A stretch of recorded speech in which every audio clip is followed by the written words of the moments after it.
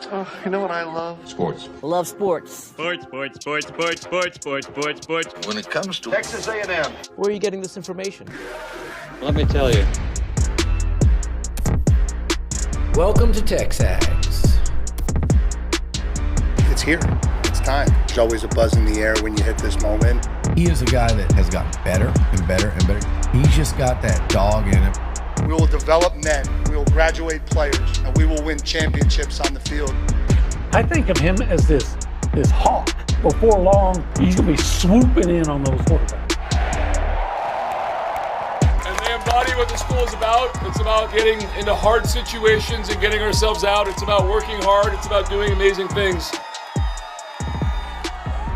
And this is a real program. It's not fake. This is a real place. And if you want to be really good at football, this is a really good place to be. You know, if I'm betting on anybody, it's the Aggies.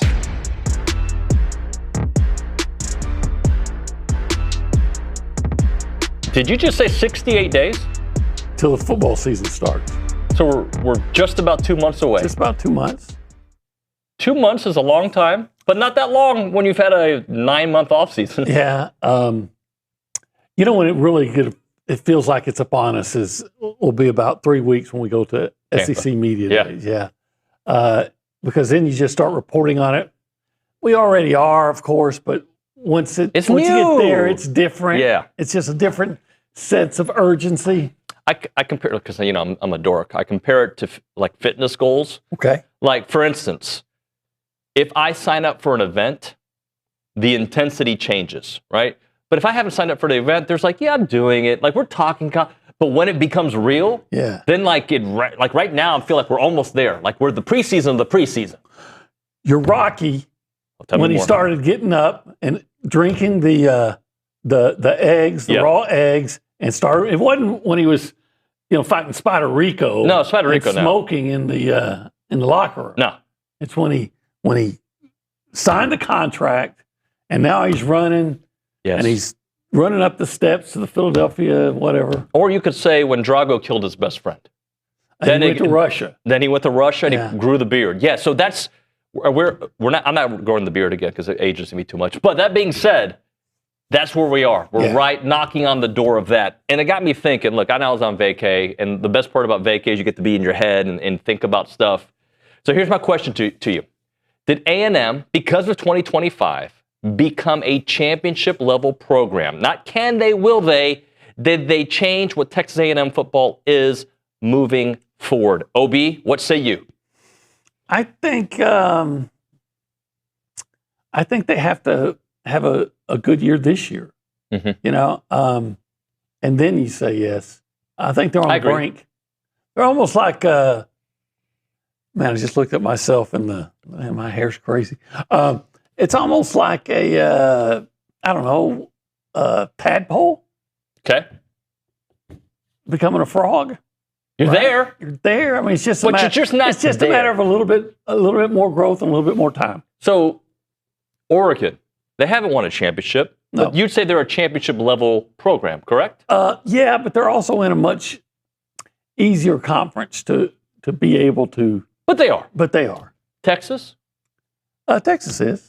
Ole Miss. Ahead of A&M, I think, not coach-wise. I'm saying for what they've done the last few years. I might be dead wrong on this, but I don't know what the opposite of being that tadpole that you're about. You know, you just need a little more growth. I find them like they're not dead yet, but I feel like they're toward the end of that cycle. But that's what people thought when Lane left them, and they got hot. Lane only left them. That was a good team that Lane assembled. Yeah. Okay. Maybe Pete Golding will prove me wrong. I don't have the same confidence in him building and maintaining a championship level program as I do, unfortunately, having Lane Kiffin. Okay, so LSU, the last few years notwithstanding, they are a championship level program. You expect them to compete for playoffs every year, correct? They have the history that gives them the benefit of the doubt. Yeah. And now they have a coach that you say, well, look what he did at Ole Miss. So He has more resources and, to work with, whatnot. I'm a little bit skeptical. I think, they're still in the pond, and I'm trying to figure out if they're a tadpole right now. Okay. But they've done it. They've done it in the last... They have done it. And they've been a championship team in the last decade, right? 2019 is not... it's... No, that was one of the greatest teams... Ever. One of the greatest offenses, for sure. Georgia, absolutely. They've done it, and every year they're knocking on the door of a championship. Well, it's Clemson. They're starting to go the reverse. That's kind of the Ole Miss situation. And you mean LSU or Ole Miss? The Ole Miss, because... Oh, okay. Yeah. And frankly, maybe even LSU. Okay. The thing is, LSU still has more resources than Clemson does, too. So I don't ever want to... I think you almost have to screw it up yourself at LSU. I also think you almost have to rethink what it means to be a championship-level caliber program in today's age, because, for instance, I would say Auburn and Florida obviously have some history that would make you think that they can get back there routinely. Yeah. But they haven't done it in this NIL era. Yeah. I think that the championship level now is they have a definition. It's getting into the playoff. Yeah. And if you get into the playoffs, say 3 out of 4 years, you're a championship level contender. You're a championship level program. A lot of teams can get hot and have one great year. In music they call it a one-hit wonder. Mm-hmm. So you can't be a one-hit wonder and be a great band. So you can't just get into the playoff like one time and be a great program. The Pro Football Network. Okay, they use a good name. I don't know who they are. They have they had a tweet out that released this SEC championship predictions with A&M coming in with the second best odds to take home the conference title at 17.6%, right behind the University of Texas and in front of Georgia, Ole Miss, LSU, OU, Alabama, and Vanderbilt. No, I hope they're right. I wonder if there's an Aggie who writes for them. I hope they're right as well. And at some point, we'll talk about Marcel Reed talking about, knocking on the door of the SEC championship game every year, or the last 2 years, I should say, not every year, and getting through that. But the fact is, they have been a win away for 2 straight years. Yeah. Can they get that last win? Because I do think once you do win in November, and when I say win in November, I'm not talking about the South Carolina game, I'm not talking about the Powder Puff game, I'm talking about the Texas game and this year the Oklahoma game, right? Those are the ones. When you win those, then I think it erases doubt.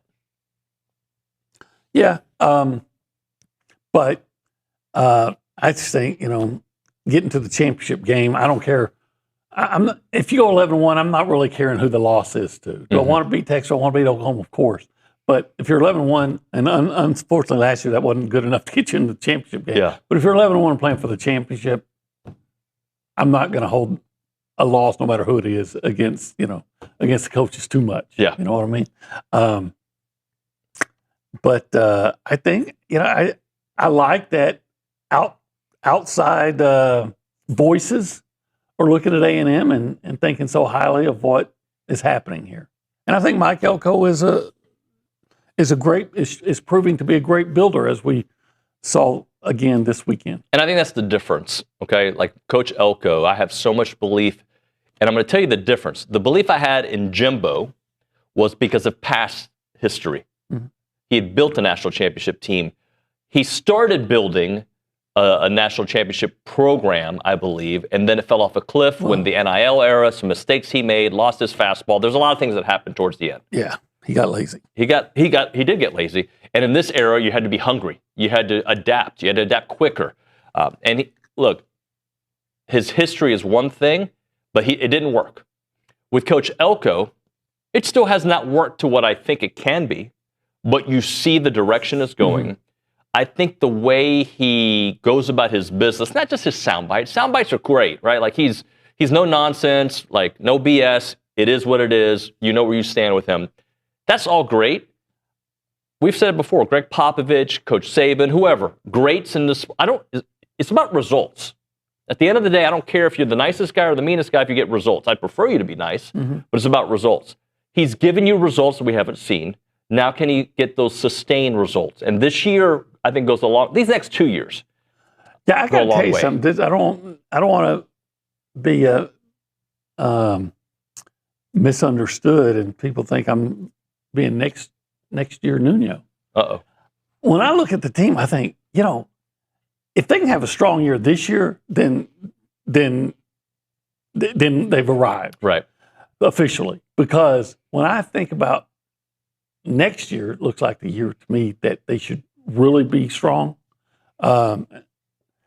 So, I look at guys that they brought in, that they recruited, that maybe not this year, but the next year they'll be like juniors and ready to really be huge contributors in the offensive, defensive lines and things like that. So if you have another strong year and show you're ahead of schedule, then you've arrived. And I don't see how everybody doesn't just acknowledge what Elko's doing. I don't disagree. Okay, because there are, how the 5 years I've done the show, I treat my 6th football season. I look at if you have too many questions on one side, you're asking for too many yeses for it all. And there's a lot of questions with this year's team.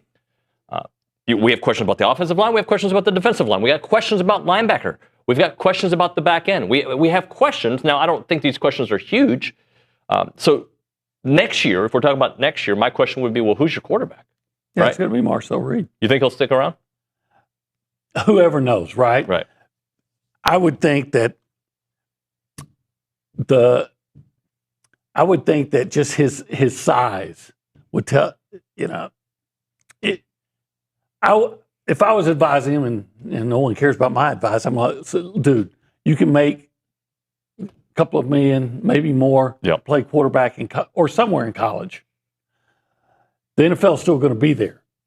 But if you go into the NFL at your size and you still need to work on your game, and hopefully he will see the fruits of that this year, you may not make a team. And there you will have left millions of dollars off the table. NFL is still going to be there. Now, if this time, if he has such a strong year that everything we're hearing is like, because Kyler Murray wasn't a big guy, and he was the first player taken. We keep hearing, hey, Marcel Reed is a no doubt first rounder. Okay. Changes the game. Changes. But as of today. Yeah. I look at this team, and we know all the questions about the schedule. We know the questions about the offensive line, the defensive line. But again, I'm going to go back to what I said earlier. It's the Coach Elko factor. And Matt Moscona actually changed my mind about something. He was talking about Ole Miss. LSU's radio sports host. Sorry. I think he does a quality job. But he brought up, because what I worried about was like the continuity on the offensive line, the continuity on the defensive line. And he brought up Ole Miss. He goes, a couple years ago, they only had 6 last season. They only had 6 starters who returned. Mm-hmm. So in today's era, it's not about necessarily who returns. It's about getting the right guys to join your squad. And hopefully that means returners, right? Because I think you want to have continuity. But if you get the right guys, it doesn't matter if they're all brand new. Well, you said it earlier. It's the questions. Yeah. And like I kind of project to 27. I said, I don't think there's going to be as many questions. Now, you said quarterback might be a question. As of today, I would think that's probably not going to be a question. I think there's 3 questions this year. It's the offensive line, pass rush, edge guys, and what's my third question? Maybe linebackers. Maybe linebackers. Yeah, linebackers. I don't have as many questions on the defensive backs. I think safety are super strong. I like the moves that they brought in, but without Will Lee, it's a question. Like, does Ricky Gibson, who I believe will be a stud, does he get back to what he was a couple years ago? Does Julio Humphrey, I should say, does he take that step that we saw this spring? Like, those are questions. I feel good about them. I feel really good about them. But until I see it, like you've said before, right. I don't know. Hey, I haven't said this in a while. Go ahead and say it. No, I want you to say it. You want to say something like you're listening and watching TexAgs Live? TexAgs Live? Is that what you mean? Yeah, that's what I wanted, yeah. Presented by David Gardner's Jewelers. Well, I say brought to, but you use the better word, presented by David Gardner's Jewelers. In the what? In the Rollo Insurance Studio. This is the Go Hour. It's brought to you by the Warehouse, CC Creations. And typically we're sitting over there. In the Holistic Planning Cool Zone. Very cool. Travels. I thought about not changing. Depending on the season, it could be the cool zone, it could be the hot zone. Okay. But it is cool. You know what? It is cool to make money, but you know what? When you make a lot of money, it's kind of hot too. It is hot. Yeah. You drive around with a convertible, hair flowing, OB flow B. Yeah. Get that flow going again. If you want to be a part of the conversation, you can do it multiple ways. One way is to call us on the Buppies Catering and Bartending hotline, 979-693-1150, or you can text us on the Catalyst Pure Performance Energy text line. Let's go around the room. Let's go left to right. Let's go behind the glass, through the television, and say hi to the director of the year, Nick Savage. Nick, good morning. Howdy, good morning, y'all. Welcome back, David. Happy to have you back. And happy to have Olin back as well. He took a few days off at the end of last week, so now we're firing on all cylinders again. We're completely back. And Billy will be on the show today, so it's a loaded Monday morning show. Absolutely. So kind of just going back to that opening topic, David, what gives me confidence that Elko is going to build or, if he hasn't already, it will be a championship program going forward, is just the recruiting success, especially this year. He adds 2 more wide receivers over the weekend, Damani Warren and Eric McFarland III. And isn't it so crazy, by the way, a little off the topic here, isn't it how crazy how he has transformed that wide receiver room and position since he took it over when Jimbo was fired? But anyways, the recruiting success is kind of what gives me confidence, even in the transfer portal. Like the evaluations that he and his staff do give me confidence that this thing is building toward consistent championship level contention every single season. I shouldn't even read this message, and Nick, you can chime in on it. I shouldn't read it because I know it's a direction I don't want to go, but I'm just going to say something. Good morning, David. If Elko goes 9-3 or 9-4, misses the playoff, would you lose any sleep if Notre Dame made a big run at him to replace Freeman? Yes, of course I would lose sleep, because I think 9-3, 9-4 this year with this schedule, with these questions, would be a good season. Now, I want more. You want more. Let's not act like we're a perennial 10-win program every year. You get 9 wins this year, I would be happy. But I wouldn't be ecstatic. Nobody would be happy, but not satisfied. Yeah, that's it. And look, when you have a great coach, people are going to come from. So make this the program that you stay at, not leave. Well, he stayed last year. Yep. It was Penn State. Penn State, yep. No one could believe he'd leave. He wouldn't leave for Penn State, and then he stayed. He stayed, yep. Maybe he likes it here. I think his wife does too. Let's go to the Angry Elephant News and Social Center. Kayla Gaither, hello. Hello. Good morning, David. Good morning. What are you drinking there? I'm drinking a little iced coffee that I made at my house this morning. Didn't get to drink it all this morning, so brought it to work with me. But it's good. It's tasty. It's getting me up and moving. I got a question for the iced coffee group. I know you're not a coffee person. Why? Coffee is like soup. It should be hot. I personally, whenever I started drinking coffee, I never liked it hot. I liked it iced, and it just stuck ever since. So it must be the gazpacho of the breakfast drinks. I want my coffee and I want my soup hot. Not like my room temperature. I want it like, ooh, that's a little too hot. That's what I want. Okay. Yetis keep it hot. All right, what do you have for us this morning? Well, something hot that happened over the weekend. We have a new A&M track and field head coach. Leroy Burrell named as Pat Henry's successor and new Texas A&M track and field coach. He's hired as the 20th track and field coach for A&M after a 4-year stint at Auburn. He led the Tigers men to 4 top 5 finishes at the NCAA championships. Before Auburn, he spent 23 seasons at the University of Houston. He led the Cougars to 31 men's conference championships and 13 women's titles. He also had 7 top 10 finishes at the NCAA championships. And of course, he was a runner himself as well. He broke world records in the 60 meters, 100 meters, the 4x1, and the 4x2 relays. Recognized as the world's fastest man after running a record 9.9 in the 100 meters in 1991.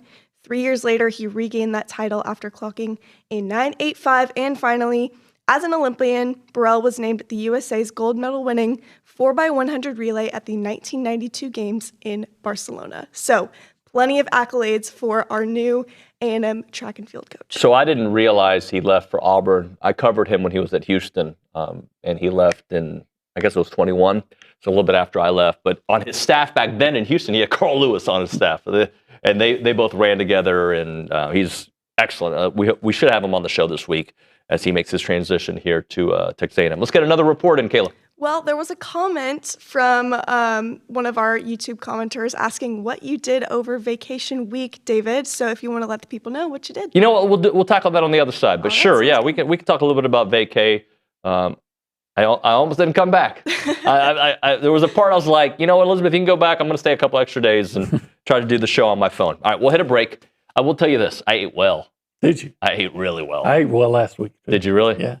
I ate like almost to where I'm like, all right, I have to go like on a super diet before Tampa because, I'm going to wake up at 4 a.m. and run the beach naked or with a Speedo. Anyway, why are you making that face? You're going to run the beach naked with mosquitoes? with a Speedo. Oh, a Speedo. I'm not. No, I'm not. I'll wear a hat. Anyway, 1775. I did think about it though because I was eating so well, and I was like, man, this is almost as good as the diet I get when I go to 1775. When's the last time you went? Friday.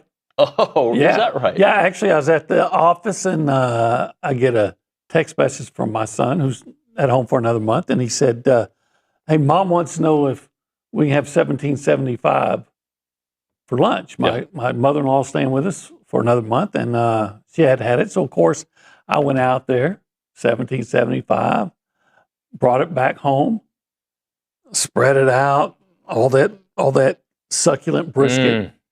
Quinn had a turkey sandwich. She said it was awesome. Of course, he had a turkey sandwich. Of course, yeah.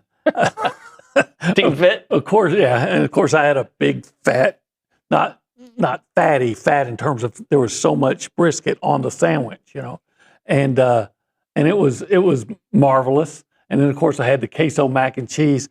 My mother-in-law, small lady, she had a sandwich, ate almost all of it. She couldn't finish it because it's so big, but that's typical. She ate all the queso mac and cheese. Loved it. Of course she did. Yeah.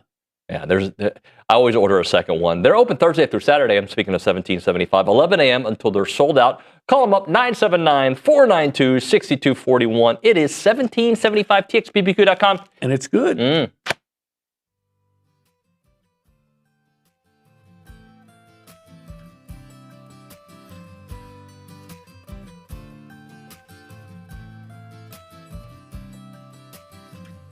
Hey everyone, David Nuño here of TexAgs Live. I want to introduce you to the team at Holistic Planning. Got Jason Barber here, Taylor Pankratz, and also Paul Meredith.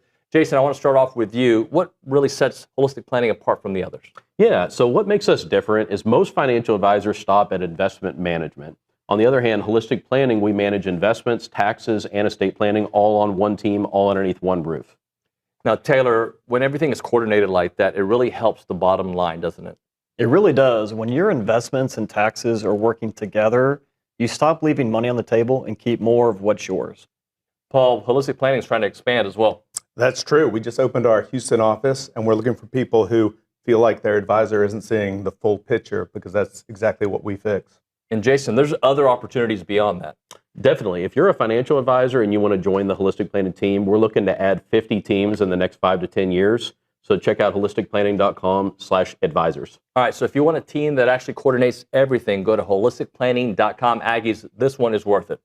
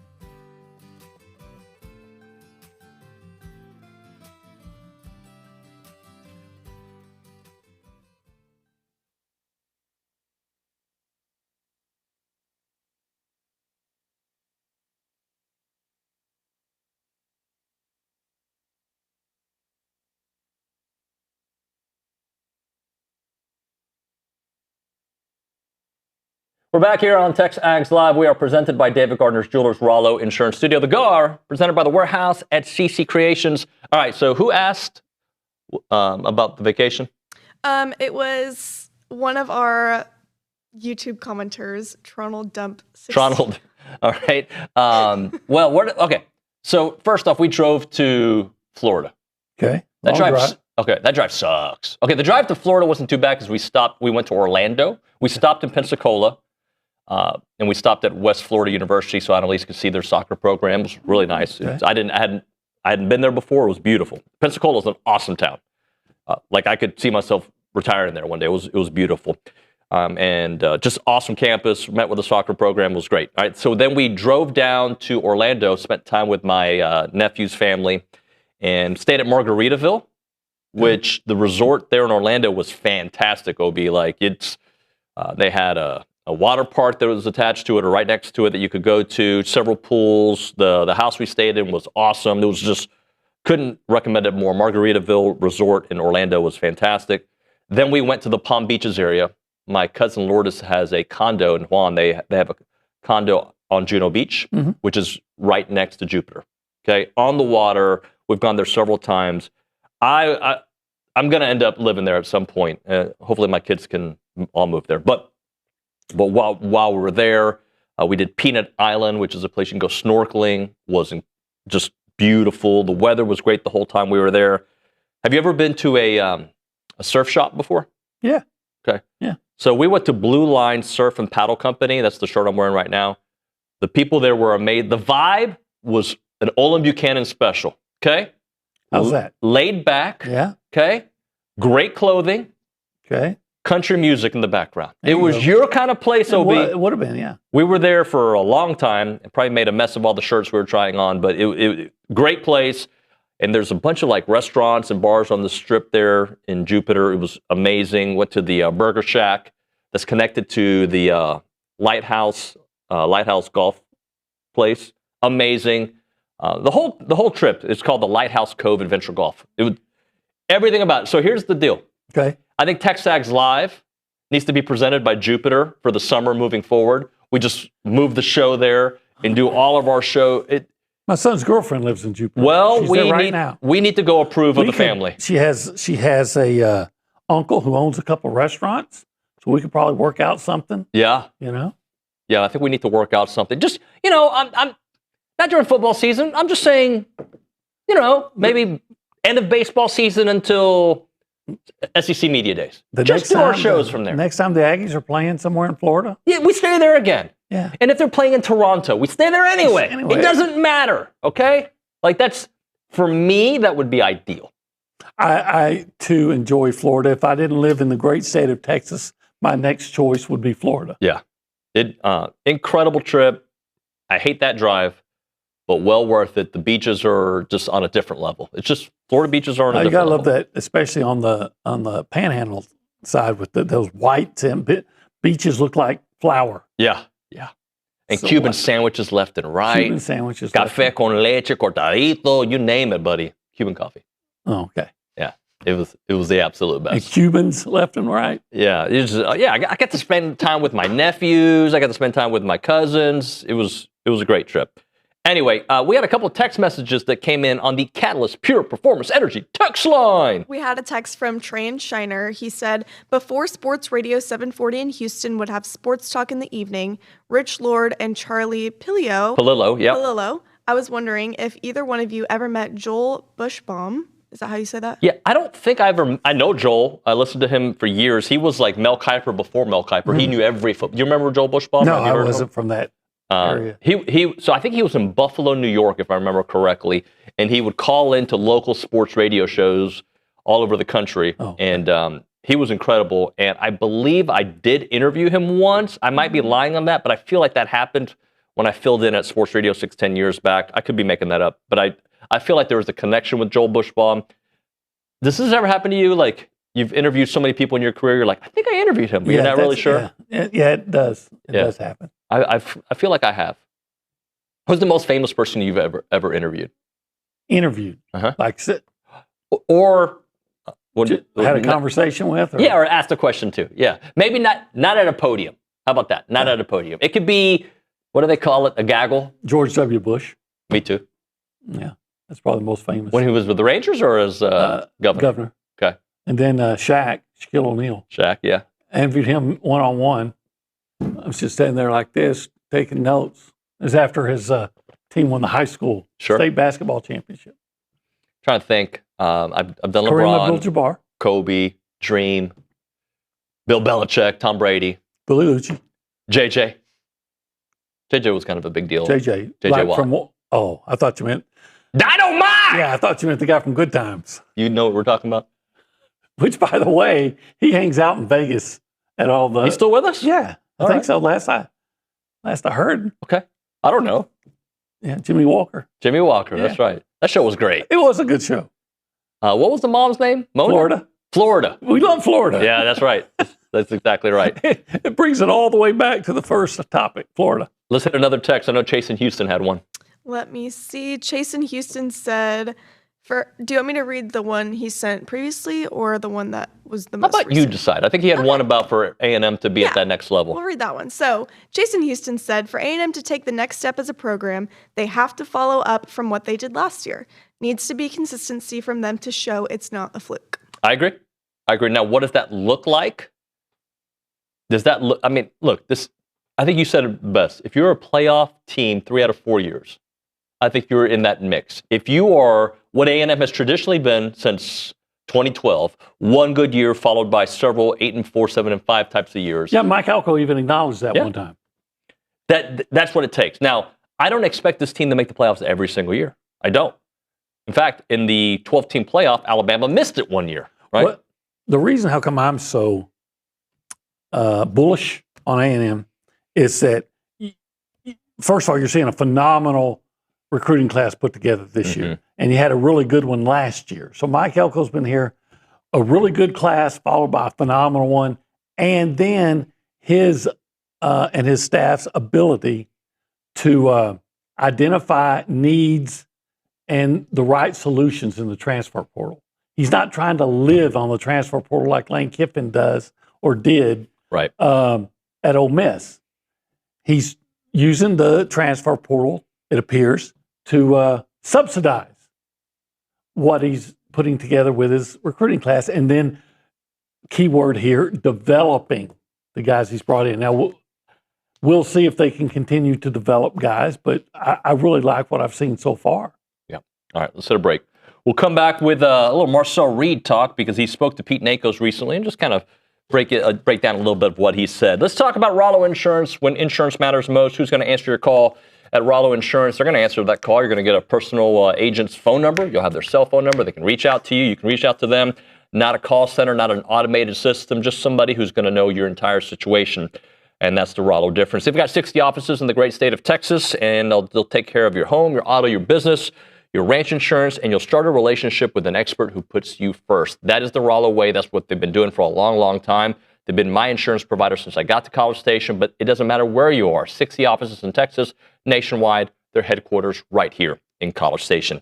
Visit the website, rolloinsurance.com/TexAgs, rolloinsurance.com/TexAgs, or call them up, 888-44-ROLLO. That is 888-44-ROLLO.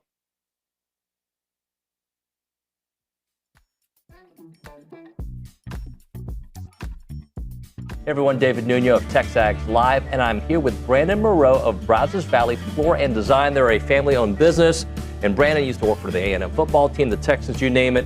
Brandon, tell us a little bit about Brazos Valley Floor and Design.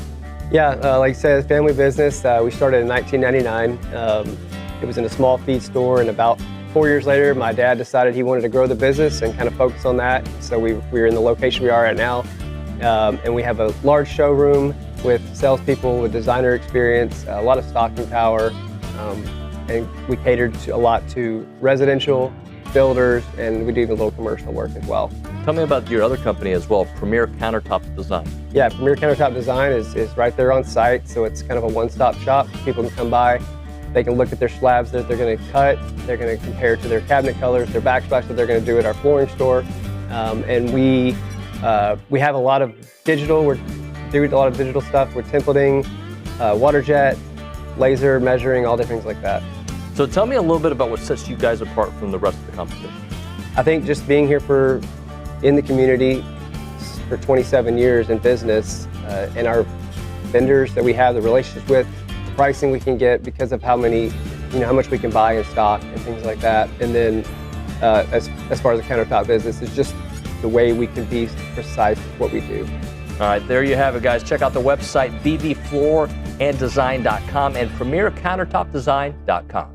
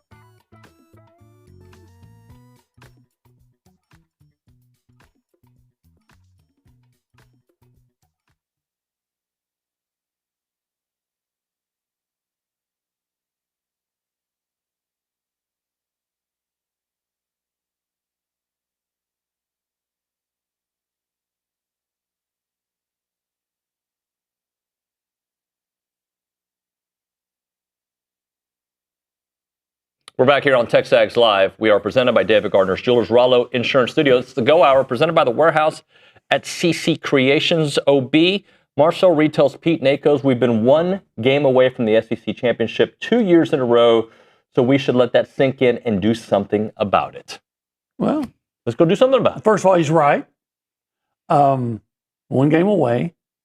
Now, let's be honest. Normally, like probably 49 times out of 50, 11-1 record and having one conference loss is going to get you in. Yep. But, things are a little different now. But do something about it. Go out and win and give us that extra game in Georgia. Maybe they'll move it down to Florida, but no, they're not. But I thought 2 years ago that was the one that really got away. Last year again, they did enough. It just mathematics didn't work out for them. Remember, I still remember this one play where Marcel throws a pass. He's under pressure. They have the lead against Auburn. He throws a pass. He hits Theo Miller and Ornstrom right in the chest, and he drops it. That's the Auburn game? Yeah. Because if they win the Auburn game, they'd have been in. Yep. It hit him right in the chest. I mean, you can't. Yeah, I agree with you, OB. So one play away. My only problem was it seemed to be a theme for that team, right? Towards the end of they just found ways to lose games at the end. The USC game, which I know didn't count. I mean, it counts, but we all know it's a different kind of game. They let that one slip away, right? They would take these leads and then see it evaporate at the end of games. And that's just who that team was. Well, that game against Auburn, of course, you'll remember. In that one, they got way behind. Was it 21-0? I think it was. Yeah. And then they came back, got the lead, and couldn't get the last defensive stand to keep it from going into overtime, which, we've seen that happen before at Auburn where you couldn't get a last crucial defensive stand. But the point is, they were one play because I really believe if Theo catches that ball, they got a first down at 20 and, they're going to go score, maybe kick, whatever. They're going to win that game. So one play away. But championship teams make those plays. Yeah. And that's just the next step. They have to take that next step. And I don't know how soon, right? Like, again, I don't know if it has to be this year or next year. I'd like it to be this year because then you're building on momentum. But to your point earlier, the pipeline looks so good. Now, obviously, it's a different era. People can leave whenever they want. We'll see how long that lasts. But this is becoming wide receiver U. I mean, they're just bringing in guys left and right, young players that you're trying to develop. And then sprinkling in what you need from the portal. That is, I think, a winning formula. Well, we're going to find out, but I tell you what, I really like it.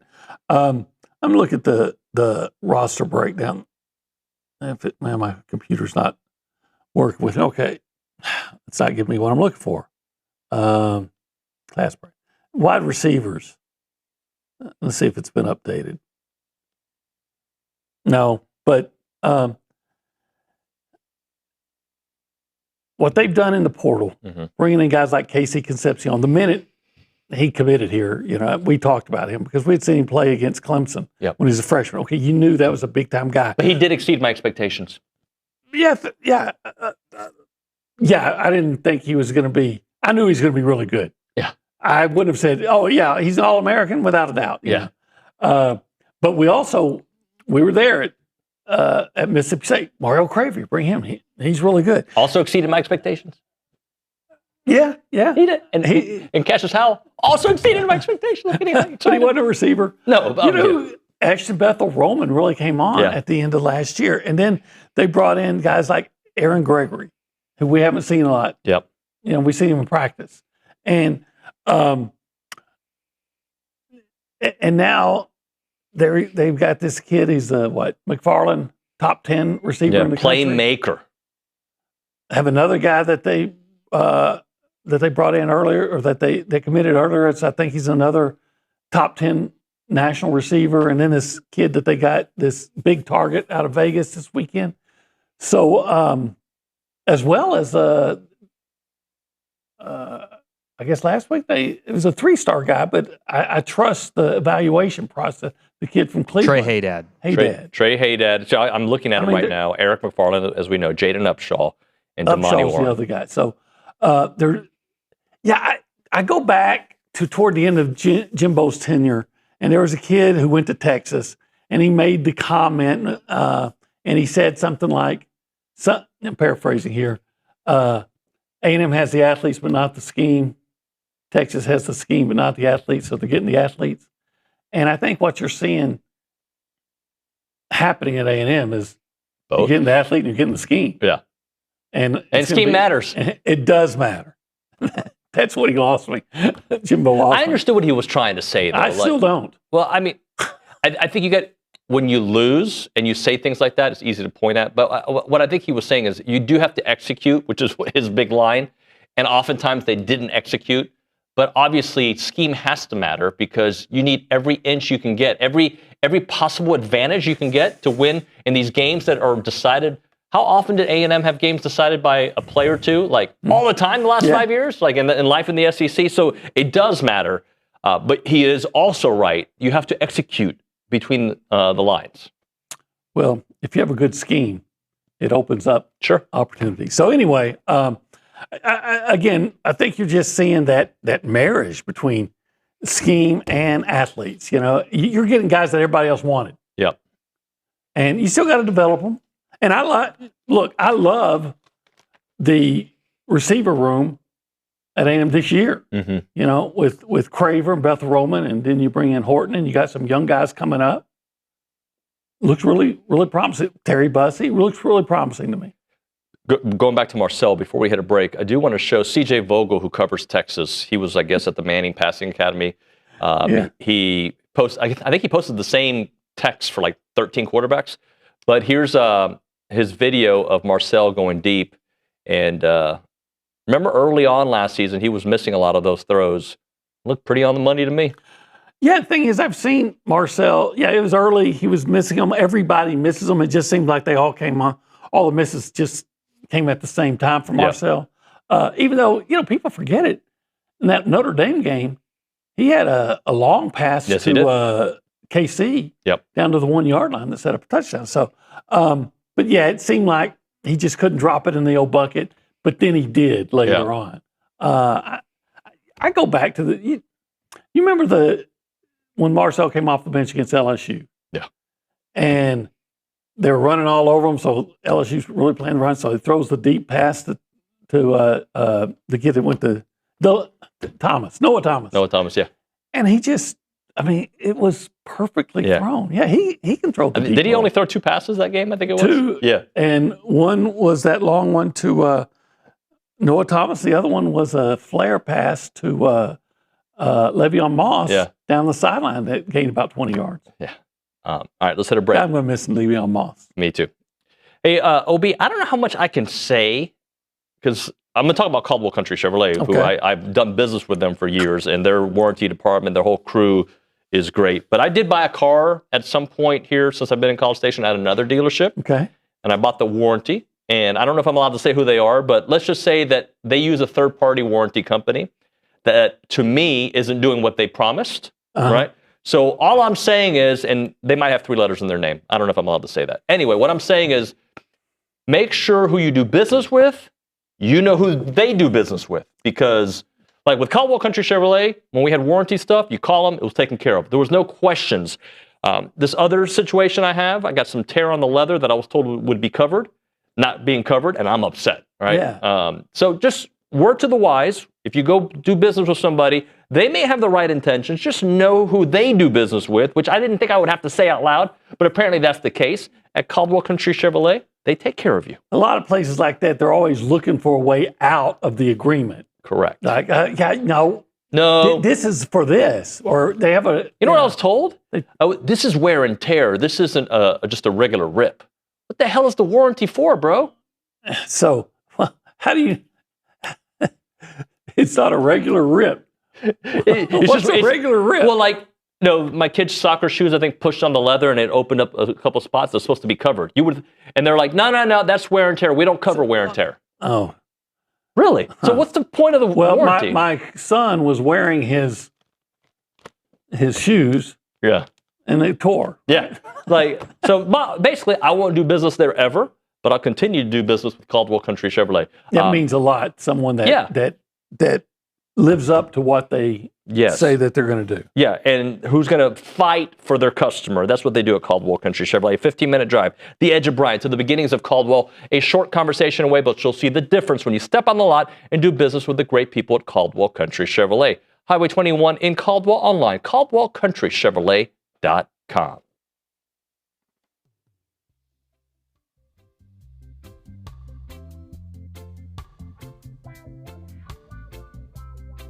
Hey friends, David Nuño here for the Association of Former Students, and have you checked out the latest issue of the Texas Aggie magazine? The May through June issue is a special Aggie Spirits issue that includes all things Aggie: wine, beer, mead, spirits, and much, much more. And the team at the Association of Former Students searched far and wide for Aggie-owned businesses, breweries, wineries across the state, the country, and even the world. That's right, the globe, baby. And as much as could be found has been compiled into the magazine for the Aggie Network. Now, normally, the Texas Aggie magazine is available only to Century Club members. However, this issue is available to everyone. So to read the issue and explore giving to receive future issues, visit tx.ag/Texas Aggie. That is tx.ag/Texas Aggie. Again, don't miss the special Aggie Spirits issue of the Texas Aggie to explore all things Aggie: wine, beer, mead, spirits, and much, much more. It is tx.ag/Texas Aggie. Check it out.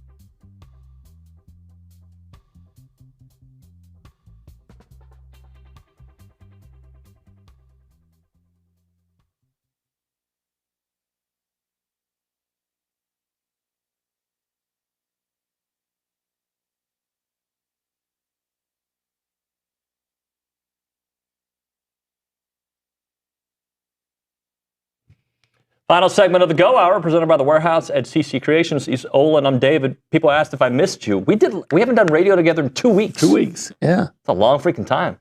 Yeah, and then I wasn't on last Thursday or Friday. Yeah.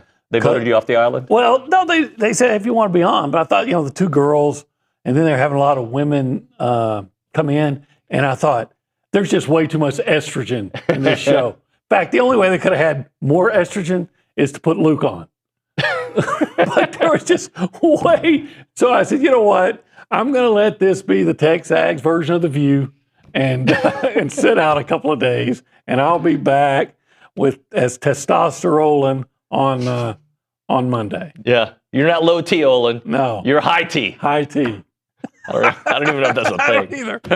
But yeah, so it's going to be back with the A team. Yeah, the A team. Yeah, that's exactly right. That's right. Write that down. I heard it on the A team. Yeah, the A team. Yeah, AM. I pity the fool that won't watch. You know where that's from? I pity the fool. Mm-mm. Our good friend Mr. T. Yeah, Mr. T. You know Mr. T. I know Mr. T. Oh, who's Mr. T? I couldn't tell you who he is. Could you tell me one movie or anything about him?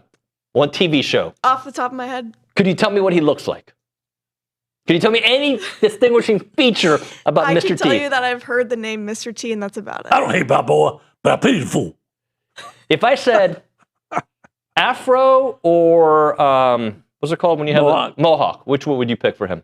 I would probably pick Mohawk. Yeah, good call. Yeah, Mohawk. Nice. B.A. Baracus mean anything to you? Clever Lang mean anything to you? I'm gonna get killed by my parents. Yep. I hope not. Yeah, I'd be reporting on something else on the show tomorrow. We have to find a new intern. Yeah. She's part-time now. I am. No more intern for me. All right, let's hit a break. OB, thank you, buddy. I missed you. All right, next on the show, CT, Chris Taylor joining us. He's got a big event coming up. We'll talk about that. I don't know, some A&M football, some college football talk, that and more. It is TexAgs Live, presented by David Gardner's Jewelers.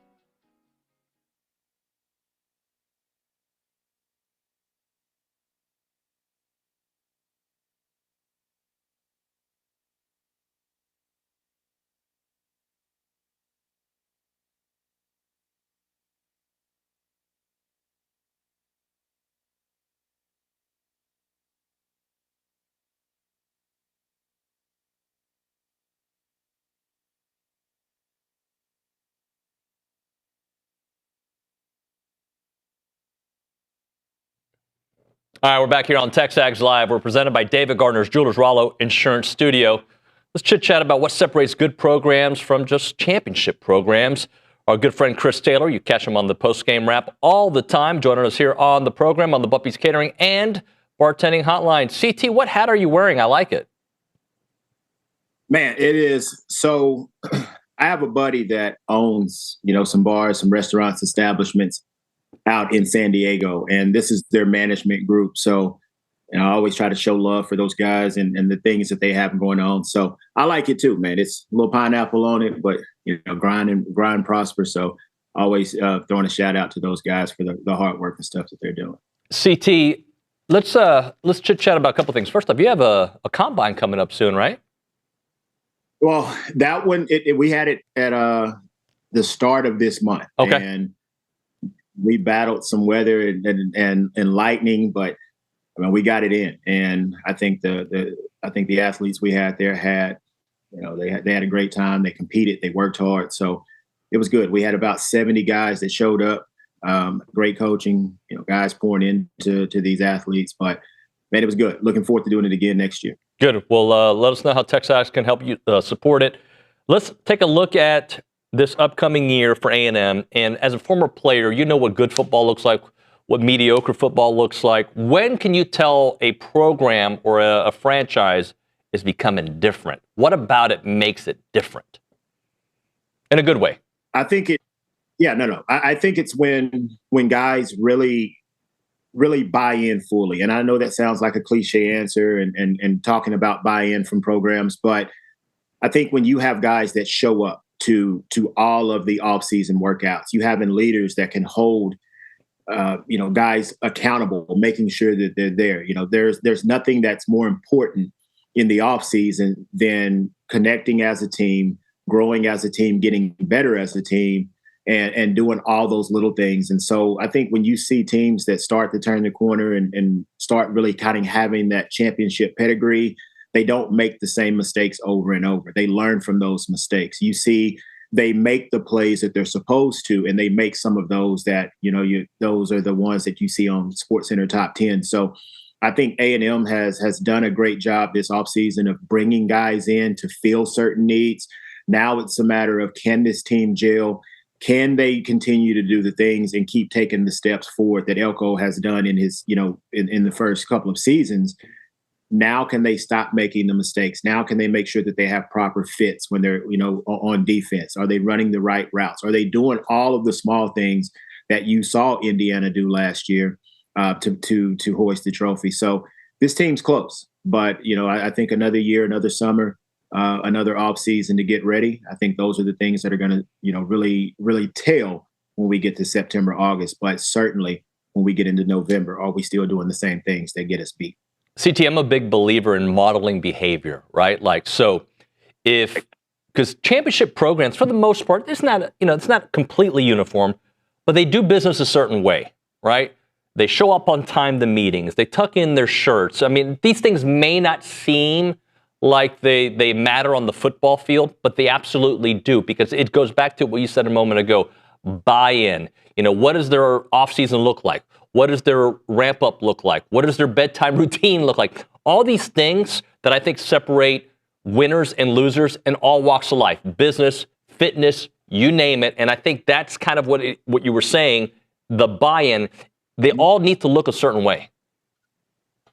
Yeah, I think it's a discipline piece. And you mentioned, just the shirt being tucked in. That's a small thing, but it shows that discipline. From an offensive line standpoint, and believe me, I'm not an O lineman, so I may be talking out of turn here, but are you taking that 6-inch step? Are you taking the correct angle to get, from the 3 technique and be able to get up to the linebacker? Are you doing those things, and are you doing them consistently? So, I'm excited to see, and I think when you start doing those little things, you start having players holding other players accountable. Man, that's when you take that step forward, and great things can happen. And so it won't be easy this year, but I think we're on the right path to get to where we want to be as a program.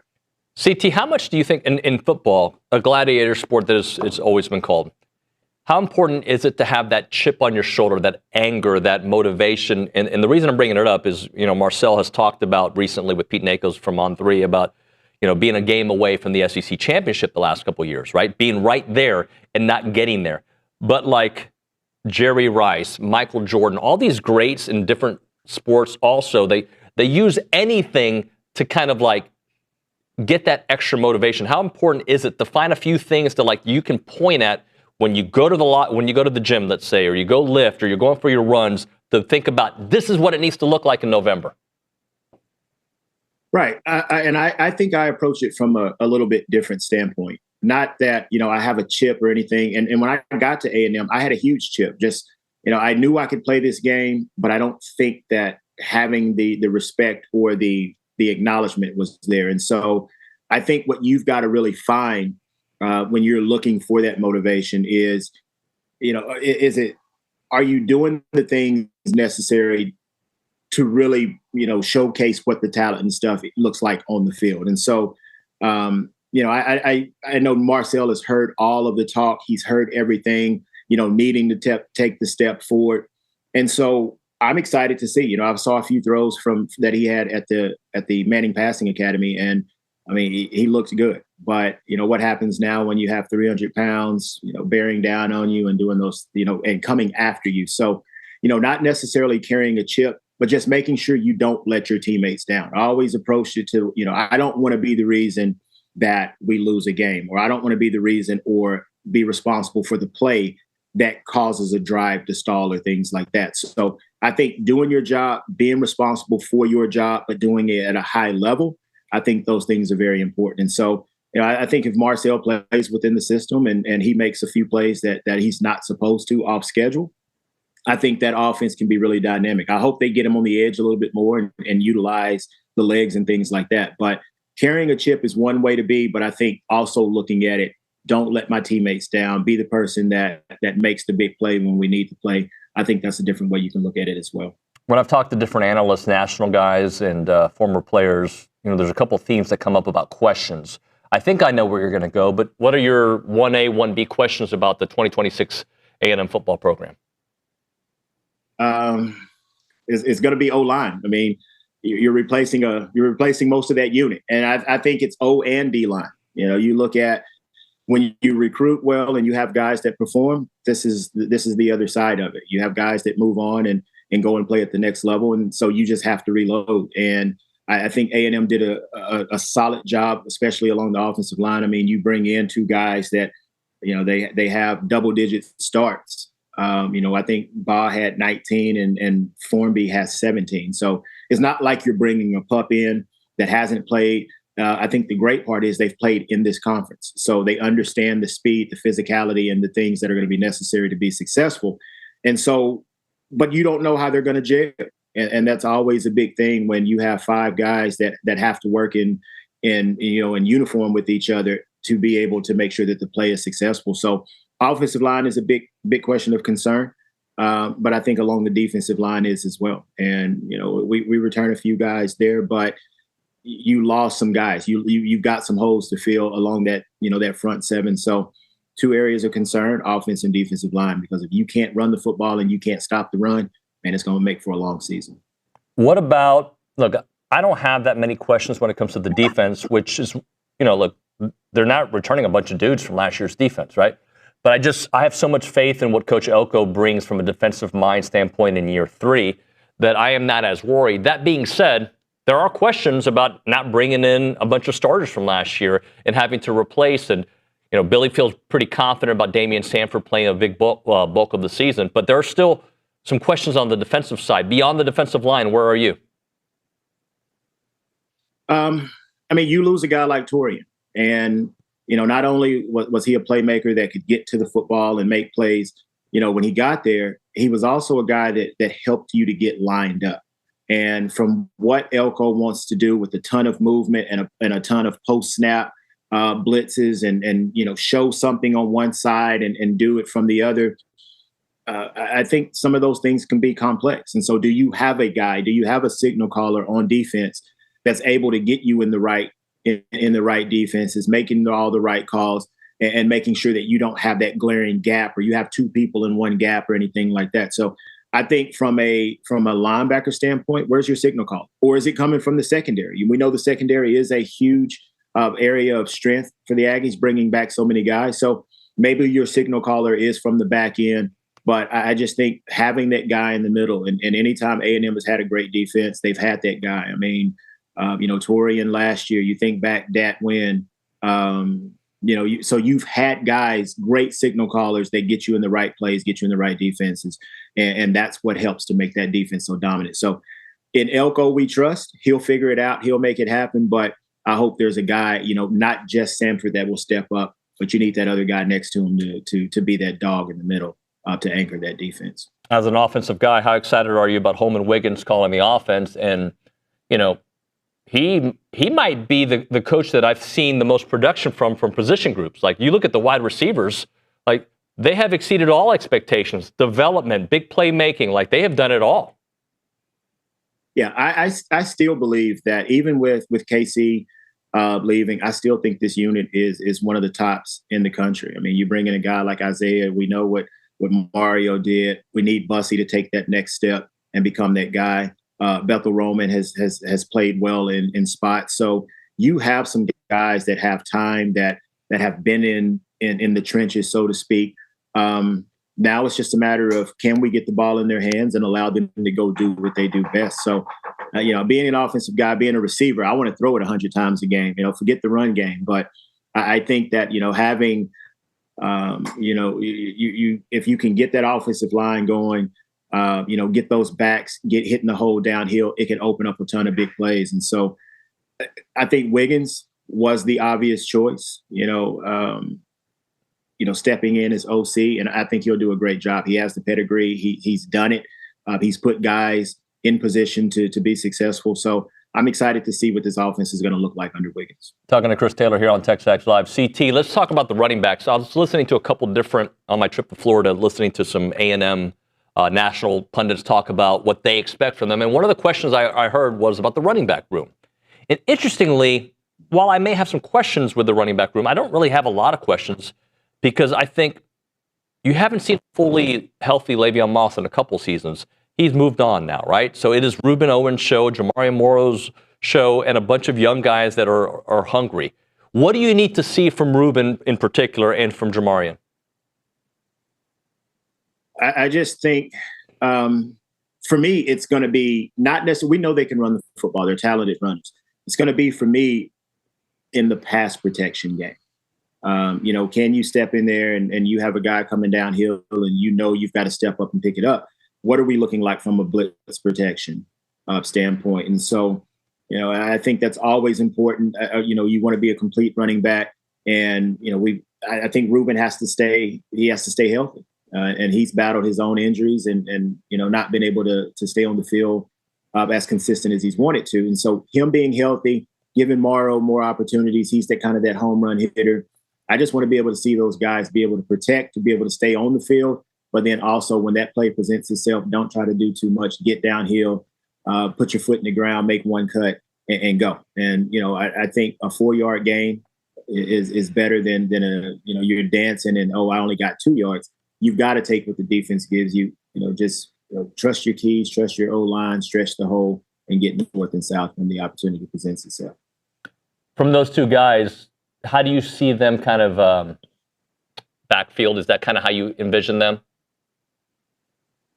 I don't know, because if Ruben was able to stay a little healthier and he was able to play more games, I would say he's going to be the lead back and he's going to dominate the carries.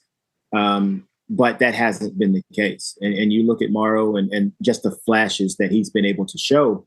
I think you mix it up, and I think you're able to experiment based on what the game plan and what it really looks like. Who's going to be that guy that can catch it out of the backfield? And if we're talking about Marcel taking the next step, sometimes the check down is the best play.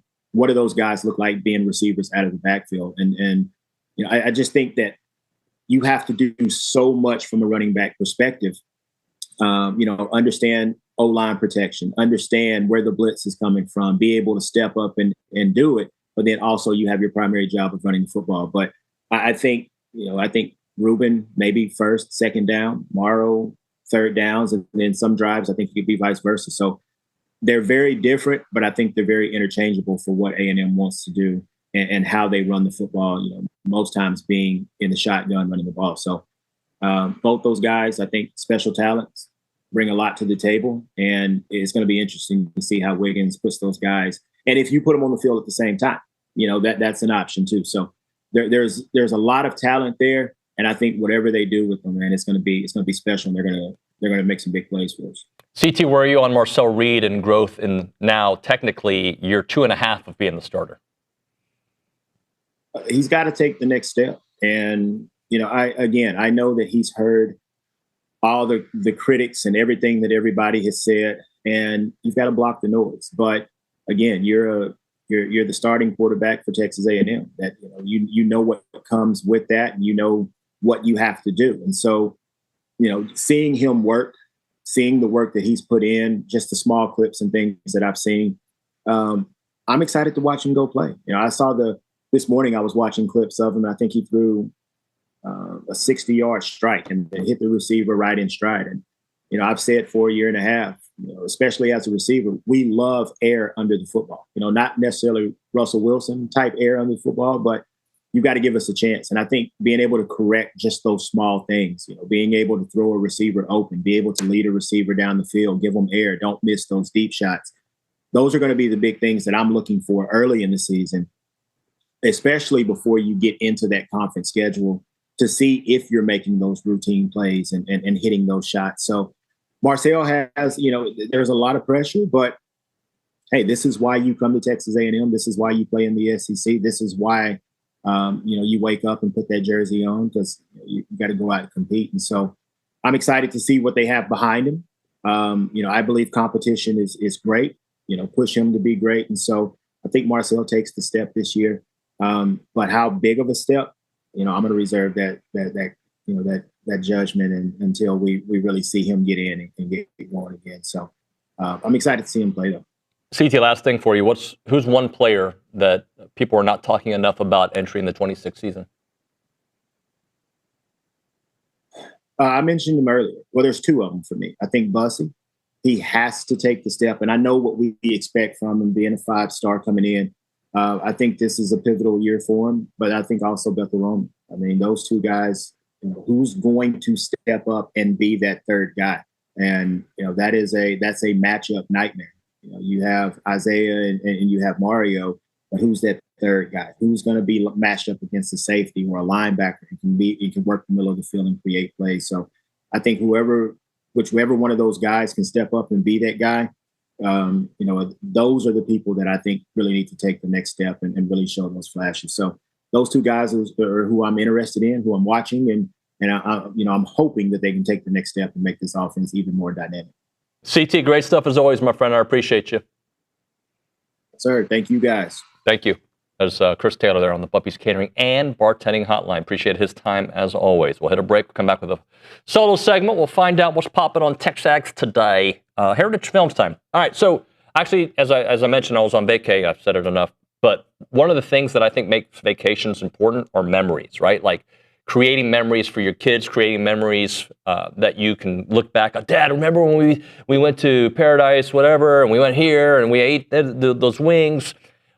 Stories are what makes the fabric of a family. And I think what Heritage Films does so well is they capture those moments. They bottle those moments for your family, for the right now, but also for the future generations. They can do a family story on a vacation. They can do it for a group event. They can do it for family businesses, and they can do it for many other things. Family ranch, you name it. They can tell your family story. And Chance McClain and his team have been doing it for a long time. They're excellent storytellers. They make these Netflix-style documentaries for families. You got to check it out. The website is yourheritagefilm.com. That is yourheritagefilm.com, or call them up, 713-893-8341, 713-893-8341.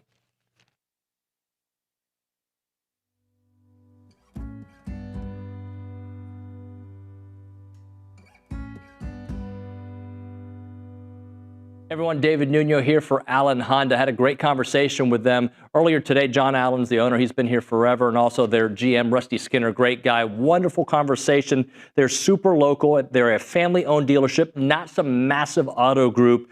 And they treat their customers like family because they basically are family. They're Aggie alums. They love Aggie sports, and they've been serving the Brazos Valley with integrity, with passion, and commitment to excellence for over 50 years, which is very rare, by the way, for the independents because people trust them. And that's why they've been doing it for such a long time. Whether you're looking to buy, lease, or service your vehicle, you can count on them for transparent, no pressure experience that puts your needs first. And I can attest to it. Had a great conversation about my own situation with them.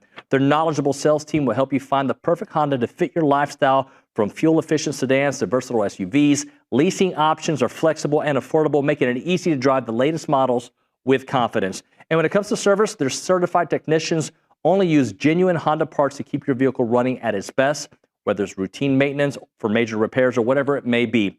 And we know that trust isn't given, it is earned, and that's why generations of local drivers right here in the Brazos Valley and Bryan College Station keep coming back to Allen Honda. As part of the community with Aggie spirit in their hearts, they are here to make everyone's visit wonderful. So visit their showroom or their service lane and find friendly, efficient, and memorable situations when you go to Allen Honda. Come see why so many College Station and Bryan drivers choose Allen Honda for their automotive needs, and remember, gig 'em.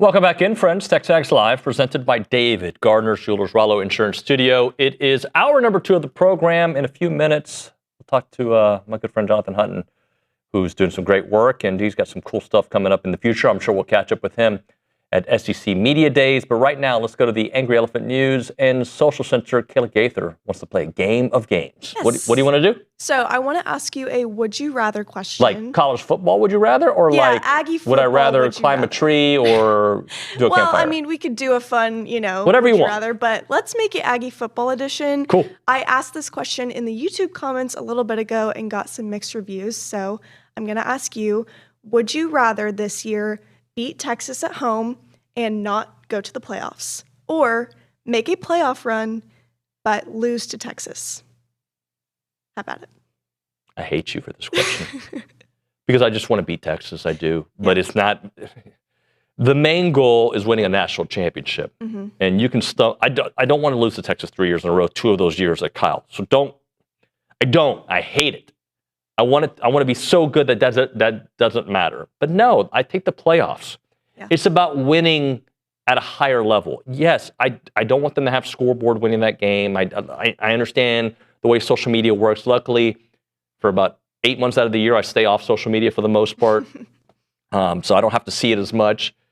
But the reality is it's about winning and going deep. And, I want my cake. I want to eat it too, right? Not that I eat cake because I don't like cake. But that's what I want. So if you were to ask me, I would say, look, can we add to it? Does it look like last season, or does it include a win in the playoffs?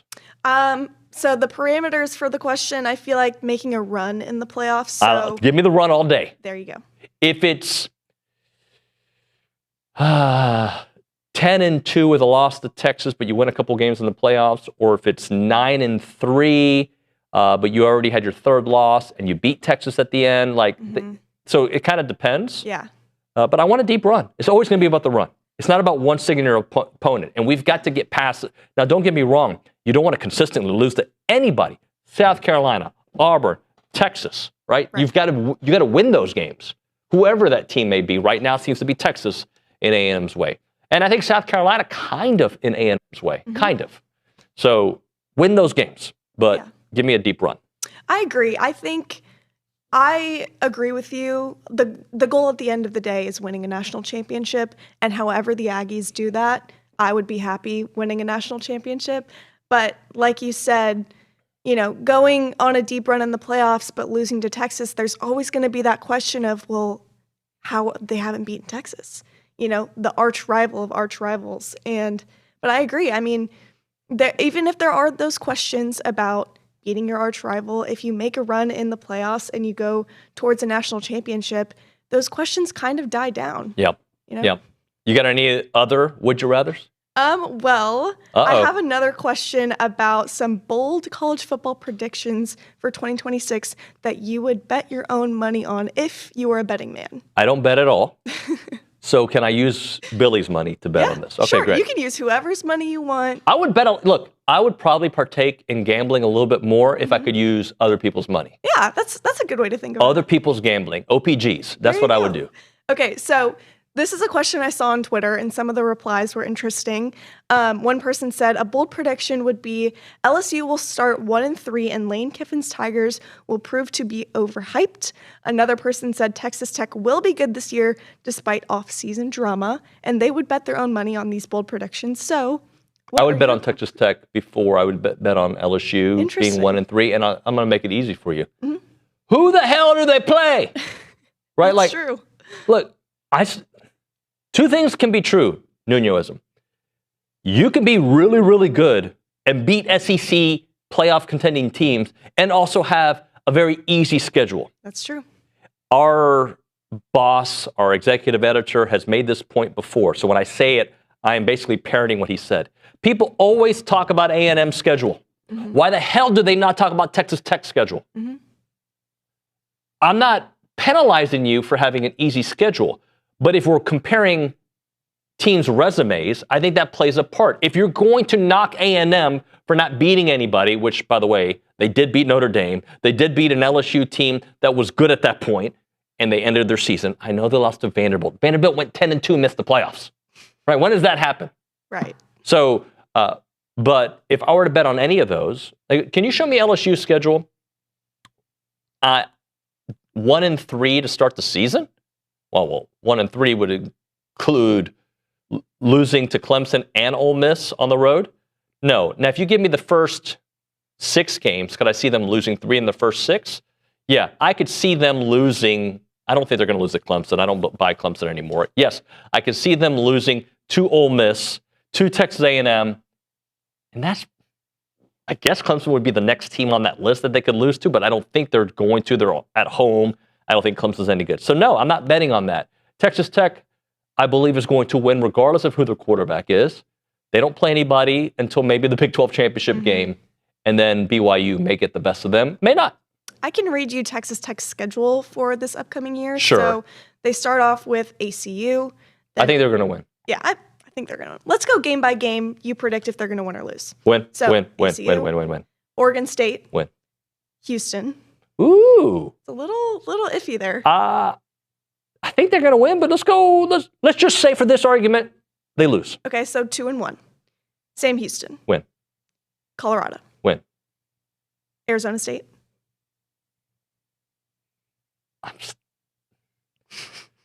Let's just, for this argument, say they lose. Okay, so 4-2. 4-2. They play Cincinnati. Win. Arizona. Win. West Virginia. Win. Oklahoma State. I don't know about Oklahoma State this year, but I'm still going to give them the win. They're better than all these teams. Baylor. Win. And TCU. Yeah, maybe they're a 10-2 team. Maybe 9-3 at worst. Maybe they're 11-1. That schedule is not an SEC schedule. It's not a Big Ten schedule. So very true. I give them that. All right, we got to hit a break because, by the way, I don't follow Texas Tech close enough to know. Like, I know that they spend a lot of money on their roster. Yeah. They should be really good in a watered down Big 12. Anyway, hit a break. Let's talk some more college football on the other side. As our good friend Mr. Hutton's going to be on the program, we'll chit chat with him about all things. I do want to talk to him about A&M and what other things are going on in college football. We'll do that on the other side. Right now, Milliken Reserve, a farm-to-table community in College Station. They got homes, they got trails, they got farms, they got wide open spaces, and they have a mission to build a healthy community around nature. 2,600 acres of open space. They've got 30 miles of trails. They got awesome homes. They have it all, and they have an extensive network of trails throughout a wooded landscape that includes walking and equestrian paths, creeks, ponds, and gathering areas. And they're committed to maintaining and restoring that natural habitat, which means when you go there, it's going to be the same place 20 years from now. They're just going to make sure that they keep that pristine countryside place for you. They want to provide a natural setting for people to connect and come together. Go hiking, biking, canoeing, you name it, they got it all. The website is millikenreserve.com. That is millikenreserve.com. Go check them out.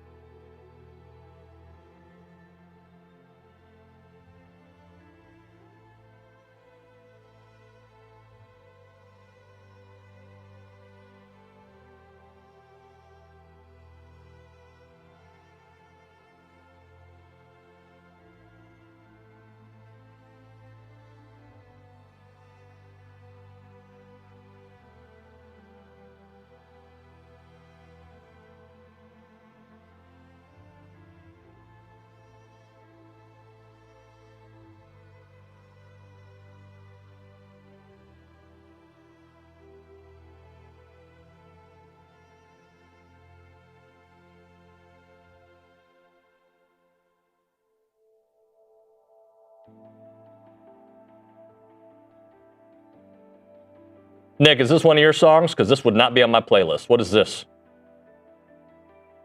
Is that rock, heavy metal rock? I don't know. What is that?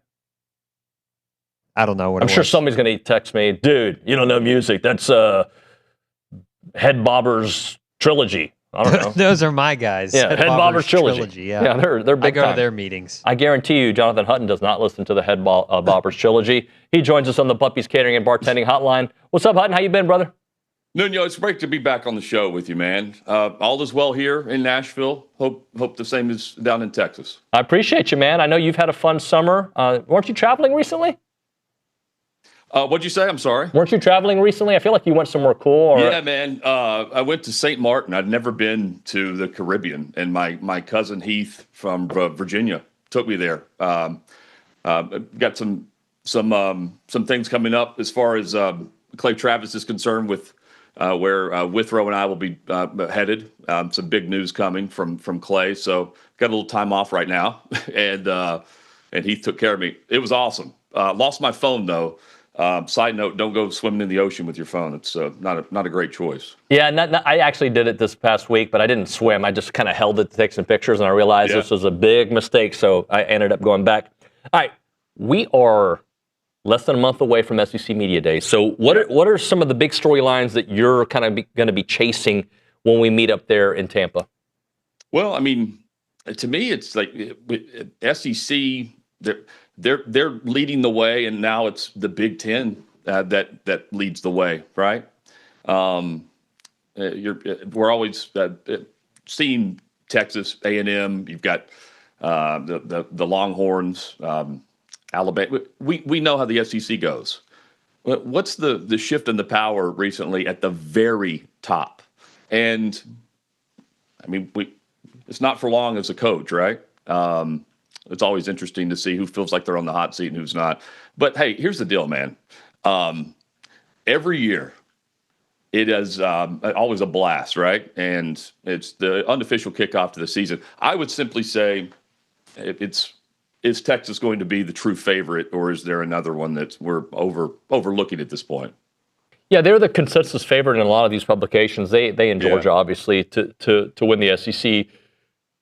When you look at the national powers in the SEC, kind of give me your tiers. Like, who's a tier 1, who's a tier 2, who's maybe a tier 3 that could be a tier 2, or maybe a tier 2 that could be a tier 1? Well, I think this isn't the SEC of a few years ago, where I think you could circle 2 heavyweights maybe, right, and then pencil them in for Atlanta. I think the middle of the conference has completely closed the gap because of the portal, and I think the tiers are much closer together because of that. The roster depth across the board is nuts right now. Vanderbilt, for instance, it's no longer about the highest ceiling on the best Saturday, right? It's the sustainability. Who can survive the 2-month stretch where it's back to back gauntlet? And I look at the tiers as who's going 11-0 and trying to end the season headed to Atlanta. A&M fans know what I'm talking about there. It's tough, man. But here's the situation. It's Texas. I still look at A&M as right there too. I've always been high on A&M and the Aggies. You know that. But I think Tennessee is maybe 7-8 wins, and that's a situation to watch for in Knoxville. What was Missouri a team that could be surprising? The tiers are Vanderbilt is on game day last year. Lane Kiffin at LSU. I mean, it's crazy. I think it's like 1A, 1B. There's no like 2C, in the situation this year. All right, let's keep it with Texas A&M. I'm high-ish on them, and I use the word ish because I have questions about the offensive line. I think they brought in some studs, guys that played in the SEC. That helps. They've recruited amazingly, yes. But I would say ish because until we see an offensive line gel, we don't know. That'd really be the only, and they have a hard schedule, right? Who doesn't in the SEC now with a 9-game schedule? But they really do. Man, here's why I love the Aggies right now. You got a ball coach. You got a football coach. I that means something on Saturday. I've been overlooking Elko a while, as many have, but I mean, he's completely flipped the script. It's a physical gauntlet, an emotional one too. You got someone who can get everyone focused and get the blue chippers playing on Saturday and motivated. But they've been the hunters. Now they're the hunted in a way. So everyone that they're playing on the road, it's a huge game, right? So I think it'll be a different vibe. But I think the coach and the staff, and let's face it, Billy Liucci can keep everyone on the path there. I'm high on it just based on the vibe. You don't have Kiffin, stirring the pot and things. That's huge whenever you get to November. How important do you think it is, and maybe not this particular year, hopefully it is this year, for continued success, sustained success, like making the playoffs 2 out of 3 years, 3 out of 4 years? Like to me, and it's with most programs, but with A&M, who's had this 1 year in 2020 that was good and then several down years, 2012, 2020, 2025, like how important is sustained success in today's era of college football? Well, I mean, it's big in terms of trying to grab the quarterback, right, and becoming the spot where the quarterback's transferring to. But I mean, I think the consistency is whether or not you're in the group that is the top tier of places that everyone's just moving around to. You don't want to be the underdog story. You want to feel validated, right? It's not the undercard; they're the heavyweight fighters. And I look at them as right there. Everyone is going to give them the absolute best. It's not like it's we're playing South Carolina right now. I think I view both of those probably way different. Like South Carolina, you're mentioning 2020 for the Aggies. Carolina had the big year and took a step down last year. I don't see that vibe in College Station the way I do in Columbia. Well, I think sometimes QBs take a step back, right? So Nussmeier took a step back last year. Lenore Sellers at times took a step back last year, and you can blame it on some of the weapons around him too. What does Marcel Reed have to do to not take a step back and take? I don't think it needs to be a gigantic step forward, but maybe lift the floor a bit. Well, number one, first, stay healthy, right? I mean, I look at this playing style and stuff, but look, you mentioned O-line. It's consistency, accuracy. You don't have to take the top off the defense. Show you can spread out and get the yardage needed. And I love the kid. He played right here down the road from where I am in downtown Nashville. He's got a football coach for a father, right? Used to coach at Tennessee State. He's got the right mentality, and the recovery from injury and things. If he's healthy, he's a solid dude, man. I think he's been very overlooked, and I'm not saying I'm not putting him in the Heisman discussion that everyone's going to do, but could he? Absolutely. I mean, we've got you've got the playmakers and the coaching staff, but Nuño, this is, you mentioned offensive line, get the run game churning, the quarterback's best friend, and a defense that's certainly going to be one to match up with. So for Marcel, I think he's always answered the bell in terms of he can take some criticism and handle it. And that's hard to do in college football. Jonathan, what do you think about this Brendan Sorsby situation now that the NFL says no, the CFL says no, college football says no? Like, hey, what's going to he's basically being suspended from football for a year. Yeah. So I look at it both ways here. To me, it's the perception of being above board more than it is being above board for the leagues. Okay. The NFL has no problem putting Radio Row right in the middle of Las Vegas. And I don't, it's not like I think he's the only one doing it, right? I'm interested from this angle. Hear me out. You've got the big spenders these casinos, these online groups, right? At what point are they tired of hearing about the problems? Because they want to stay in the game. They want the props, right? They're the big spenders that the NFL said they would never go down that path. They'd never have a team in Vegas. There's a team in Vegas. And they're not turning a blind eye, but it's pretty easy to put your foot down and say, hey, we're going to suspend you for a year. But the NFL gets away with the year. But in Major League Baseball, Pete Rose is Pete Rose. The way the leagues treat the player in each situation is very specific to the sport more than it is the problem. And unfortunately for him, he's stuck in a spot where, okay, you've got a problem or you've got a rule breaker. In this situation, it's both. And the casinos and the big spenders right now, they're in Nevada. And the NFL is happy to take the money and also happy to keep the great quarterbacks. When's the last time they suspended somebody in the league? I'm happy that they actually backed it and said, no, we're not going to do it. But I mean, they couldn't let him in. They couldn't let him in the supplemental draft because they can't have collusion and not draft him, because they just got through a situation with the collective bargaining agreement of the players about collusion and everything that went down with the NFLPA president. So they did this to make sure he's not going to get drafted, instead of all of the owners telling their teams, we're not drafting him. That's my theory on it. And he'll be in a league too. The CFL just didn't want to deal with the mess, I guess. I would have absolutely wanted him to play.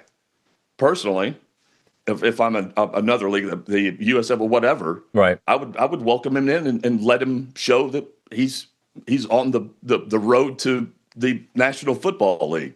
He's more of he's the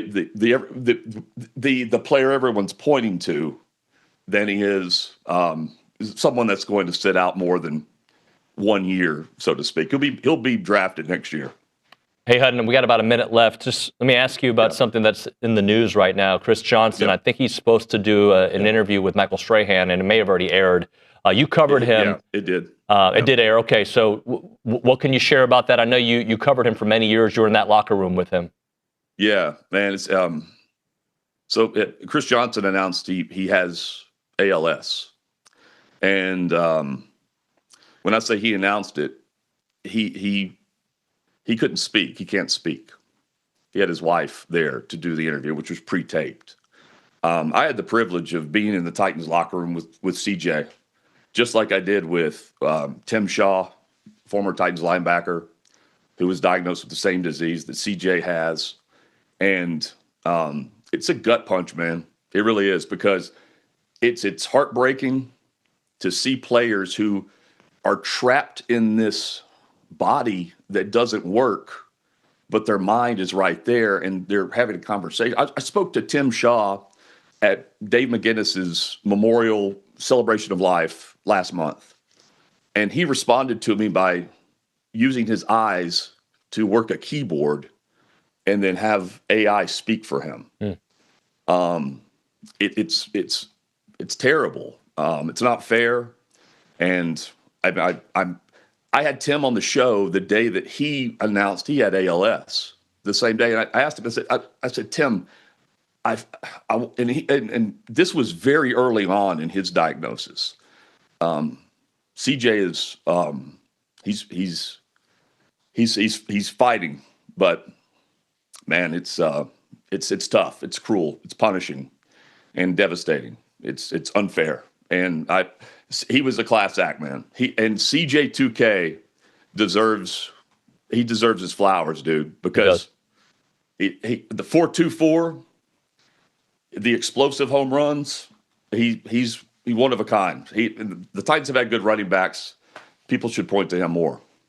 Jonathan, I appreciate your time as always, buddy. Thank you, man. Thanks for sharing that perspective, and I'll see you next month in in Tampa. Yeah, I can't wait to see you and the guys. It'll be fun. See you then, buddy. Thank you.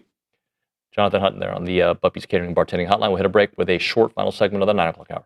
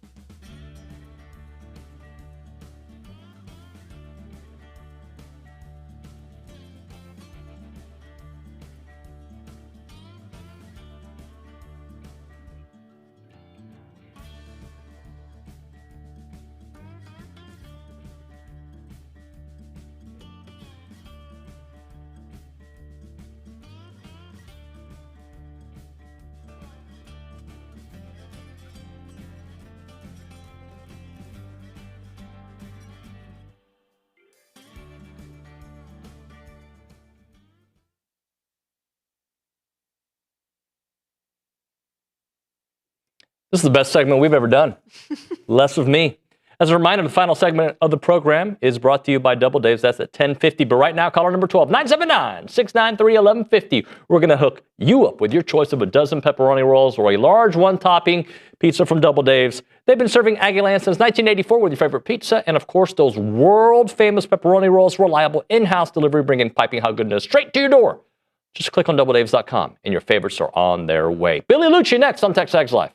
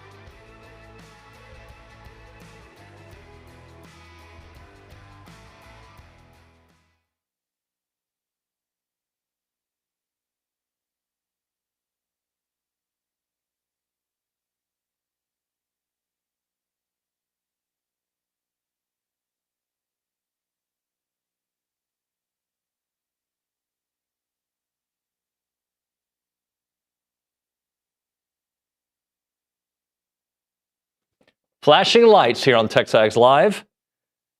Are we calling Billy? I see the phone. I'm not sure what we're doing. It is TexAgs Live presented by David Gardner's Jewelers, Rollo Insurance Studio. Got to address something that's going to lose all of our audience. Thank goodness we have Billy coming on. We'll get everybody back. Mike asked me if I still stand by my CR7 better than Messi comment. Well, I personally don't use a player at his 40s to talk about his career, because if that were the case, I'd say that LeBron is better than Michael, and I would never be stupid enough to say that. That being said, Messi's having an amazing World Cup. Amazing. And was he 38 years old? He's got the World Cup championship. I've already said that's the difference maker for me. I'm a Real Madrid guy, so I'm always going to go CR7. But I think because of the World Cup, now, I found this stat out because my son Cruz was just destroying Gavin, his cousin, on CR7 versus Messi. And the interesting thing is, and you guys can fact check this, I might be wrong. Okay. CR7 has 38 hat tricks after the age of 30 to Messi's 4. I don't know how true that is, but I think Google AI told him that, so he went with that. So I'm just going to spit misinformation just in case. But no, Messi's been amazing. Argentina is a world power. They're probably going to win it again. Mm-hmm. I think their side of the bracket, it's not as difficult as it is for maybe France or some of the others. I think France is the best team in the world. So according to Google AI, Ronaldo has 36 hat tricks after the age of 30. Messi has 4. Okay, there you go. But, I mean, and what Messi's doing, he's got, 5 goals in 2 games? Maybe it's more, I don't know. I know a bunch of them have been PKs, but it's amazing. He has the World Cup. He is playing at a ridiculous level. We are fortunate, and Ronaldo's not. Ronaldo had 1 good game against Uzbekistan, and I don't like the position they put him in. I don't like him being the 9 because he barely touches the ball, and he's not the... But, dude, he's 41 years old. Yeah. Nick thought that Messi was older. Yeah. I mean, Nick did say Messi looked older, maybe in the face. No, but he said initially, he goes, he's older, right? Yeah. No, Ronaldo's 3 years older. Right. Little work, you know? He's probably had a little bit of Botox. Maybe. Just maybe a facelift, maybe some teeth. And yes, he does have CR7 at the international level, Mike, I agree. And also has more Ballon d'Ors, although I disagree with some of those. I think when Ronaldo went to Juventus, he lost, whatever. Doesn't matter. Props to Messi because he's been amazing. And I think Argentina's probably going to win it again. And so congratulations to them before they've even done it. I don't think Brazil's going to win it. Who knows? Does anybody in our audience? I haven't watched soccer as much, lost. But I have been watching more soccer in my life now, more so than ever. And it's because of our TexAgs FIFA World Cup game that we've got going on. I will say I have Spain, and they're the only team in the tournament left that I have out of the 3 teams that I picked. So it'll be interesting. I have... Hello, Billy. I don't know if he's got a mic on. It'll take 12 minutes. I will say this. It was cool being in Florida. Every place had it on. I don't know. I don't go to sports bars here in town because I'm old. I assume it's the same way here. It's been cool seeing it all over the place. Yeah. I know we've been watching it here in the lobby. I've enjoyed that. It's been fun. But with Billy Liucci coming to the studio, a lot to catch up with. I want to talk a little bit about recruiting because I think recruiting's been a big deal, Kayla. Definitely, yeah. And with that, Billy Liucci in studio. Hello, friend. Hello, David. How are you, bud? I'm good, man. How you been? Good. Should we start recruiting? Eric McFarland? How was your vacation? It was incredible. You look good. I like Thank you. Pictures. Thank you. Yeah, it was a great trip. I got to that point in my life that the sons are definitely more jacked, definitely taller, and they're like, they're 18. Funny. It's pretty funny. Yeah. To see. It was a great trip though, except for the drive back. We did it we did 17 hours straight from Miami. Essentially, basically, yeah. Wow. It sucked. I don't know why you did that. I guess you did more time down there, but the reason I did that was because I wanted a full day to digest and come home and unpack and be ready for work before this brutal stretch of shows, which we're not doing a show on Friday, by the way. Did you know that? Yeah. Okay. Yeah. So let's talk Eric McFarland.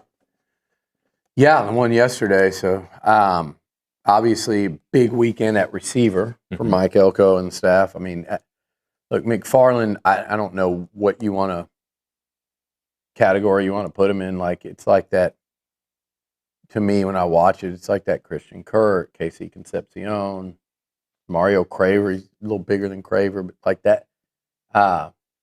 Branch, went USC to Georgia. Like, just this smaller, absolutely electric playmaking wide receiver. Like,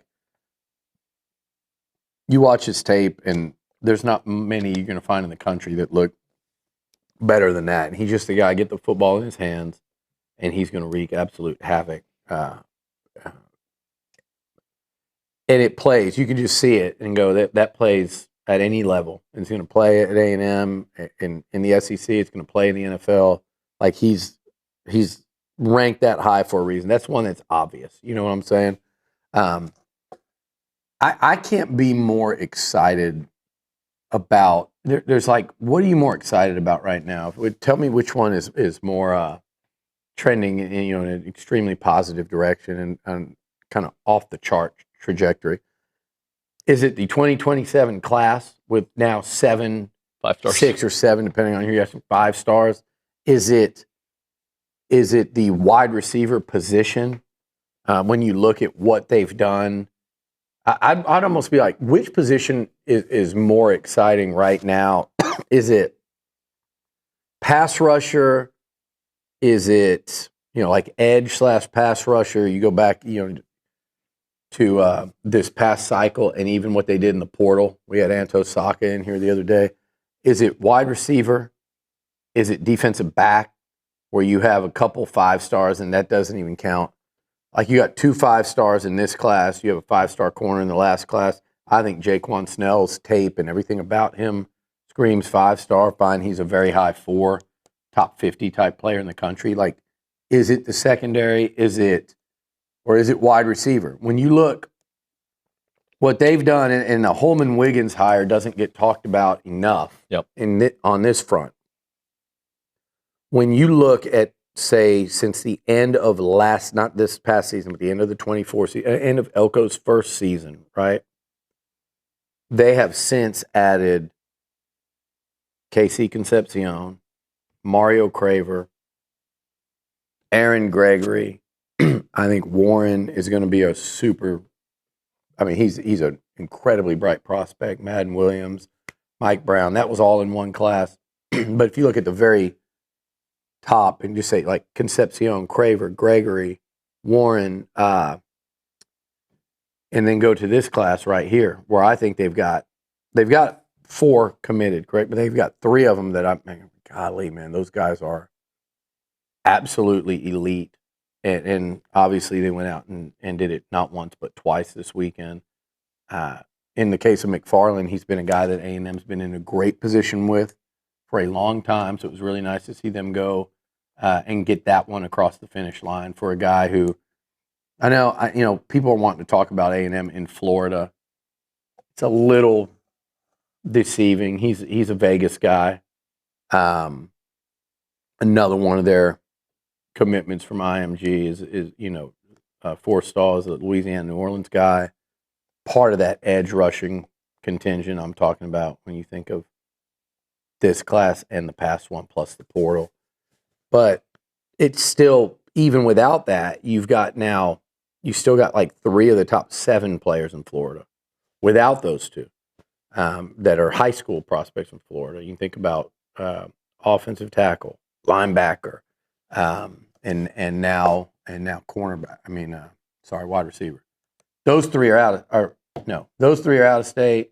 You've got Ards in state, Matthews in state, and so you've got Henderson. So you've got 3 in state of the top 7 in the state you were just hanging out in.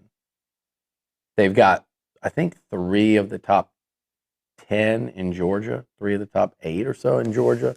So to have 6 from there, and that doesn't count the 2 IMG, you've really got like 8 guys from that region that are all considered top 10 players in those states. It's insane. So they're recruiting, and by the way, if I'm recruiting anywhere in the country, it's Georgia, Florida, Texas, maybe even Alabama, Georgia, Florida, so what they're doing over there it's SEC championship, national title contending stuff. That's what this class is. That's what Eric McCormick is. Well, and I also think Eric McFarland. I know an Eric McCormick from way back, so shout out Eric. Shout out to Eric McCormick. What I was going to say is I feel like, I don't like to call it a Band-Aid, but they're recruiting at such a high level, and sometimes you miss on guys, right? but they're getting so many guys that it goes back to what I think his formula has been since he got here. You can build through these young players, but also be selective when you go through the portal. And it seems so far like the perfect mix. Yeah, no, I don't understand how I do understand. It's just people being people, but the concept that of everyone just trying to poo-poo this, they're high school, you're spending money on guys that aren't going to play. It makes zero sense. It's like, okay, I find it funny, first of all, that so many people have let their people that cover their lesser recruiting, and in some of these instances, it's people whose teams are really good and recruit at a high level, but when they're not early on, like a lot of this is coming out of Texas, like, well, A&M is, they're overpaying for guys that aren't going to play early, and then you don't even know if they're going to be there later. Now that they're rising up the rankings and probably likely to have a top 3 finish, you don't hear that as much anymore. It was a stupid narrative to begin with. It's stupid now. It's stupid when any fan base says it. LSU sitting there saying it about A&M every time they get a player, their fans are, because that's how they're conditioned by their writers and their website people, and it's cope. You're in the same breath bragging about a $40 million roster under Lane Kiffin. You guys that think successful teams are going to be, you're acting like the 75% portal, which is not at all the case. It is not even close to being the case for any team that's that successful. It's just, it's crazy that when you crap on the recruiting classes, well, that's not the way it goes. It is the way it goes. You recruit, you develop, and then you supplement via the portal. And it's still going to be that way. So, yeah, you can single out this player, that player, and go, see, I told you they weren't going to be there. The cream is going to rise to the top, and those players, the best 10, 15 players in your class, are going to stay. They are going to develop, and they're going to play. And the amount of pocket watching going on, like Mike Elko, Derek Miller, his coaching staff know what they have to spend and how to spend it for a roster that can win in the SEC and compete for national championships. So does the staff in Austin. So does the staff in Baton Rouge. So does the one in Norman. So does the one in Miami. So does the one in Athens, Georgia. Like, everyone knows their money, and they know how to disperse it over their roster. It is not, if you think that Mike Elko does not, and he's going, oh my goodness, we could have the #1 class. Let's just go all in on this and neglect the rest of the roster, then you've paid attention to nothing that he's done over the course of the last 2.5 years in terms of building his program. So I laugh every time I see it, and I'm like, you guys are so brainwashed by what these talking heads are telling you, but it also, your own teams are doing the same thing. Because look at anybody this year. What were they built to be? I understand you go get a quarterback, you go get a star player at a position, you can load up like LSU did after a coaching change. You're still, and Lane Kiffin's the portal king, whatever. He still developed guys, and he's probably the most extreme example, but developed guys through their program. A&M, Texas, Georgia, Indiana, Alabama. Indiana was different. They went heavy portal. But they also brought people that he had coached before. Came, yeah. But so that one, again, after a coaching change, it's different. Mm-hmm. Oregon is not blowing up. Ohio State's not.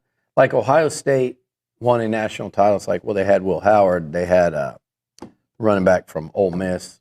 And they had Quinshon Judkins. And then they had Caleb Downs, obviously. And those were like, and I know they had one or two more, but those were the three main. And they helped them win a national title. Most of that Ohio State team was built via recruiting. I mean, 80% of it. So, and if you use the portal to, all right, look, we need help at quarterback. Then you use the portal where you need help. That's what everyone does. Right. And if there's a year where you're like, so A&M this year, they had heavy losses on the O-line. They had to immediately replace. They went heavy portal. So O-line's like, yeah, you went 4 guys in the portal, but guess what else they did? They kept all their developmental guys. Because most of these portal guys are 1 year. And when they leave, you're going to have a lot of guys that now next year are going to be in year 3 and even 4 in your program ready to start. And then one or two of them might start this year because you've created competition. But they had a desperate need, so they went heavy portal. 2 years ago, A&M had a pretty desperate need at wide receiver. They went heavy portal. They had 3 last year in the portal. And you do that that's position specific. But you didn't see them taking the equivalent of 4 O-linemen anywhere else on their roster this year. It's not what you do. You do it through recruiting and development. And no one in college football is recruiting better than Texas A&M right now at the high school level. And I would say to the O-line comment you just had about going heavy portal there, they also got guys that have this conference experience, have started in this conference. And when we talk about how long it's going to take to gel, I think that goes a long way. A couple of the guys played together anyway. So, but I do think even if you have young players that start above some of these transfers, you have guys that have experience in these trenches against the teams that we've seen already. Absolutely. All right, we'll hit a break. We'll come back with more. Right now, we're talking about Paragon Financial. They're an independent fiduciary serving clients all across Texas with no sales pitches, no commissions, just honest financial planning and investment management. And what sets them apart is the 9 CFPs, the CFA, and the CPA all on staff. They take their credentials seriously, and they work tirelessly to help you build a future that you can feel good about. Go to paragon-adv.com or give them a call, 979-693-3907 to schedule your free consultation today. It is Paragon Financial Advisors, integrity, expertise, and trust. Paragon Financial Advisors.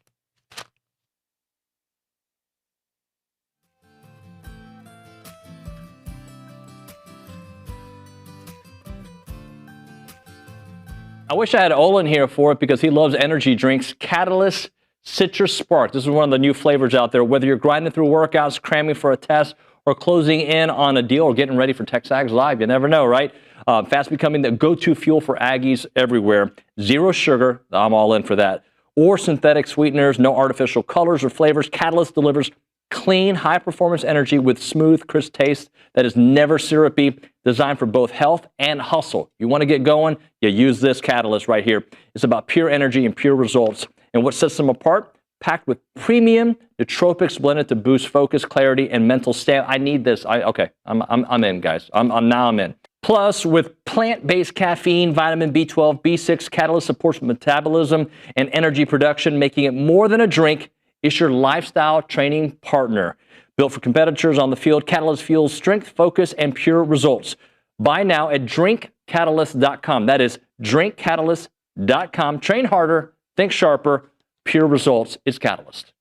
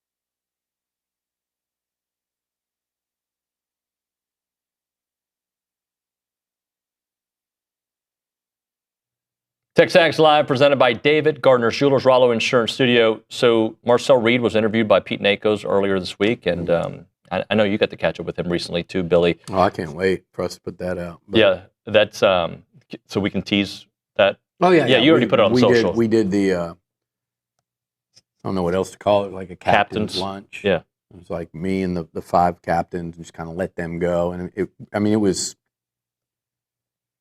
a couple hours, so they're Wu and company are editing, so it's not an it's gonna take a while. Not an easy task to just listen to it through, not clean it up, but we were casually talking about everything, and then make that what's going to go out, and then also in terms of just a time thing. But there should be so many quotes and clips, and just what a great watch it's going to be. And Marcel, it was a different side of Marcel.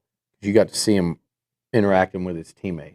And I couldn't have been more impressed with the guys as a group, and it just made you feel so good about, okay, if this is the bunch that's leading this team through the offseason and through the 2026 campaign, you feel really good about it.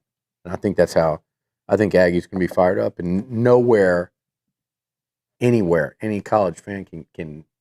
I think it's a concept that you're going to see others around the country, if we promote this well enough, others around the country try to duplicate, because it just, you get a completely different side of these kids. First of all, it's what they do in the scrum, which is in the weekly media days, which is, it's like homogenized. It's just there for everyone in the media to ask their questions, to write their stories that they want to write. And so it's a little, they got less personality to it, and then you have them come in here, and I think we get to see more of their personalities. I thought I had a great time last week with Anto Saka. He was a really fun interview. He's great, isn't he? Yeah, he really is, and he's such a smart dude. Like, he's gonna be fun to follow this year on the field. He's getting a lot of praise now nationally. I'm seeing a lot more people talk about him. Yeah, I think people are starting to dive more into his tape at Northwestern, but I'm more encouraged by what he showed and what I've heard about what he showed here,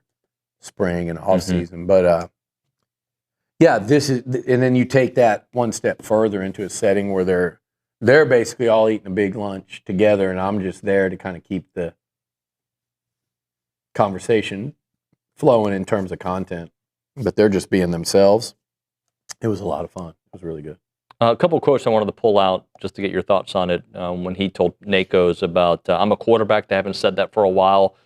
The question was what he wants people saying about him come December. It's interesting, a guy that for 97% of the season played at a very high level and still had an opportunity to win a game in the playoffs on the last play. How people just, and we've talked about it in different ways. He drove them down there. Exactly right. Against an elite defense playing as well as any in college football. And it wasn't a good game for him or Carson Beck, because the weather was actually terrible with that 30-mile-an-hour wind. Yeah. And he could have played much better had that been perfect conditions. We would also say he still should have played better with the conditions factored in. He knows that. But he did get the ball back, down 10-3, made some real plays to get them down there, including the throw to Concepcion that took him down to the 5.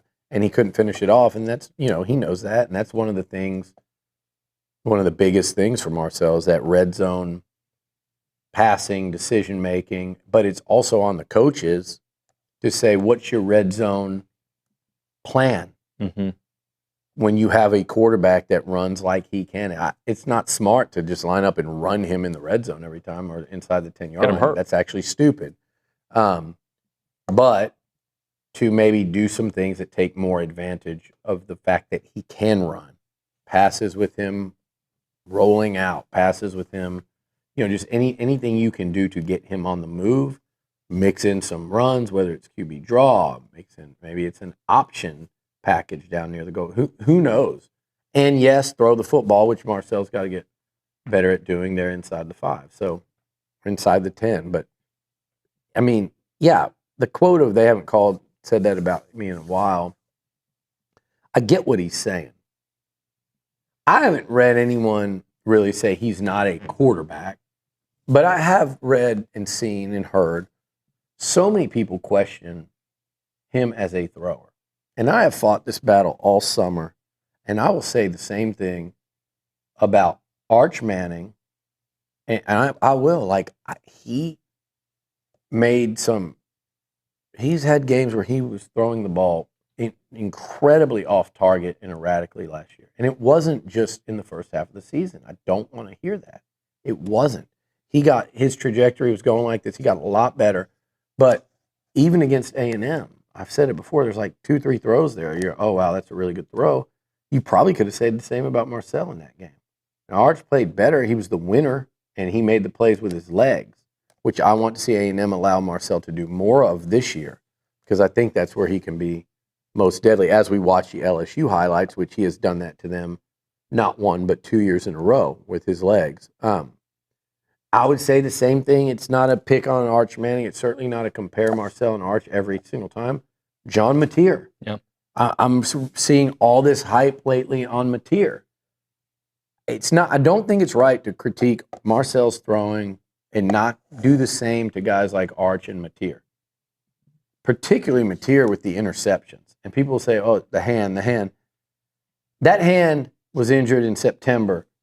I thought he should have thrown 5 interceptions combined against Michigan and I remember that, yeah. I watched those games. They dropped interceptions. You go watch. He should have had 5 picks in those 2 games. And then to the hand, okay? If you want to blame the hand against Texas, I'm okay with it because he rushed back. But he still threw 3 interceptions, and I'm not sure any of them had to do. They were decision-making interceptions. But let's assume he could have made a lot more positive plays in that game had he been home. Explain Alabama to me then. Explain the pick 6 against Alabama that was just so telegraphed, and it changed that whole football game, and it's why they lost in the playoffs. It was because of his mistake on that throw.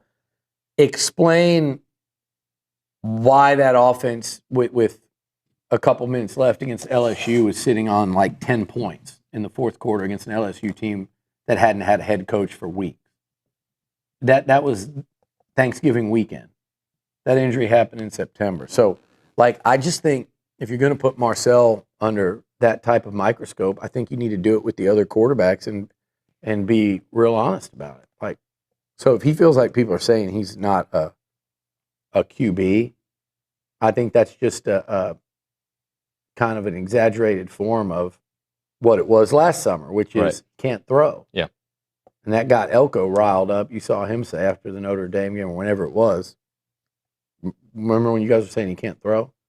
Yeah, because he had 400 yards of offense against Notre Dame on the road. That defense. And everyone wants to focus more on his struggles against Miami than they do his success against Notre Dame, which was far more than anyone had against Notre Dame. And I've showed you the stats when you compare. I did it on the show, I think, with Amanda, with the stats where Marcel, Arch, Mateer, Chambliss, Simpson, and Gunnar Stockton, and all those guys against similar opponents. Yeah. Okay, Marcel did this against Arkansas. He did this against Missouri. He did this against LSU. Let's see what whoever played them out of this group did. He measures up perfectly fine with those guys. Sometimes he's better than all of them. Sometimes he's in the middle. A couple games he's towards the bottom. They're all doing that. It's fine to say Marcel needs to get better as a passer. He needs to clean up, with the interceptions. A lot of them he didn't have to throw. All of those things are fair, and they're true assessments if you're assessing his play. If we're sitting here as defensive coordinators set to face him or NFL scouts, all of those things would be observed and said. But guess what? And I think Aggie fans need to hear this too. If you are unbiased sitting in a room as an opposing D coordinator or as an NFL scout, you'd be saying the same thing about all these other guys we've mentioned. Trent, maybe not Chambliss at the rate he's going. My question with Chambliss is more going to be what does that look like without Lane Kiffin and Charlie Weiss Jr.? That's my main concern there. But Gunnar Stockton, Marcel Reed, Arch Manning, Jean Mateer, Lenoris Sellers. Who are the other QBs this year that everyone's already? There's not that many. There Like aren't. Tennessee doesn't have a true returner. Missouri doesn't. Arkansas. I know Auburn's bringing in the South Florida transfer. Bryson Brown. Byron Brown. Yeah. Who'd you say? Byron Brown. Yeah, Byron Brown. Yeah. So they're bringing him in from South Florida. I mean, like, again, like, what's the translation there? I like him for them. I would love having him as a year one quarterback in a comfortable system. I don't think he'll rate at near the top. Tennessee has a question mark there. Alabama. So that group I mentioned, I might be leaving off one. Forgive me if I am, but that's the group. And there's no one in that group that, if you're an honest fan of said school, you're not going, I need to see him improve as a passer. I need to see him clean up some things that held him and their team back last year. Right. Period. Caleb, will you look up real quick the preseason quarterbacks that were getting the most hype in 2025? Because I think one of the questions I had for you, Billy, is like, what has to happen for Marcel not to take a misstep? Because if you look at some of the guys that will be on this list, you'll see names of guys that we had a lot of expectations for that did take a step in the wrong direction. Lenoris Sellers, Klubnik, Nussmeier. Do you have that list in front of you? They're saying Shador Sanders, Jackson Dart, Arch Manning, DJ Lagway are some names just from Google AI. Shador didn't play last year. Yeah, no, that's you're going back maybe a year too soon or too far. But we got the names. Google AI is a little confused. Yeah, so I'm it gonna look is. more It is. into You got to it be careful with that. I don't even do it yet. I have yet to really on that because it's wrong. I've seen too many mistakes. Klubnik, though. Klubnik, Nussmeier, Sellers, they were way up there. Mateer. Yeah. Everybody, like, I went to SEC Media Days last year. I was like, these people are way too high on this guy that if you look at what he did at Washington State, he had some great games. He had some very average games. And I think a lot of it had to do with he was coming with his OC. I'm not even like a Mateer hater. I think he's dangerous. Saw that picture they posted this weekend of him. Yeah. The gun show. It's fine. Congratulations on the exercising at 21 years old. Like, I don't. Good for him. It's not like he's a linebacker. Yeah. He is going to be hard to tackle. But so is number 10 in maroon and white, and he doesn't look anything like that. And he's gotten more fit in the offseason, but he's pretty damn fast and elusive. So, I mean, either one of them plays. You know, Lamar Jackson, really tough to tackle. So are guys like Josh Allen, tall and big. A guy like going back to like Tim Tebow. That's what like Mateer's physically. He don't look like that. You see Tebow now, but he looks great. But guess what? Like, he can't telegraph an out route in a playoff game that gets pick six and turns the game around. He can't throw 3 picks against Texas or count on passes being dropped by defenders against Auburn and Michigan, which helped them win the games. So he's got huge steps to take. You talk about those guys last year, and I know there's at least one more that we're leaving off that did not, that kind of cratered and crumbled, and I can't quite. Oh, well, he got hurt, so it didn't count, and he was a guy I was real high on in terms of consistency and what was around him was Drew Aller. Oh yeah, but he was playing poorly too, and he got hurt and was out for the year. So yeah, you just don't know. You're asking what does Marcel have to do? I think we already talked about it. I'll add, we've been talking about. Carson Beck was another name that was talked about a lot, and obviously he had a going really all the good way year. to the national championship. But he was, less stellar than what most people thought. He was, and he came on when he realized I'm going to do some things with my legs, and I'm going to do some things where I'm letting Fletcher and this running game and this defense take over. So you credit that's smart quarterbacking by Carson Beck. That's what Julian Sayin, I thought, did against Texas that Arch Manning did not. Julian Sayin was like, I'm just going to not make mistakes. As the year went on, he started being more of a risk taker. But in that game, I felt like Carson Beck did that throughout the playoffs. Most of his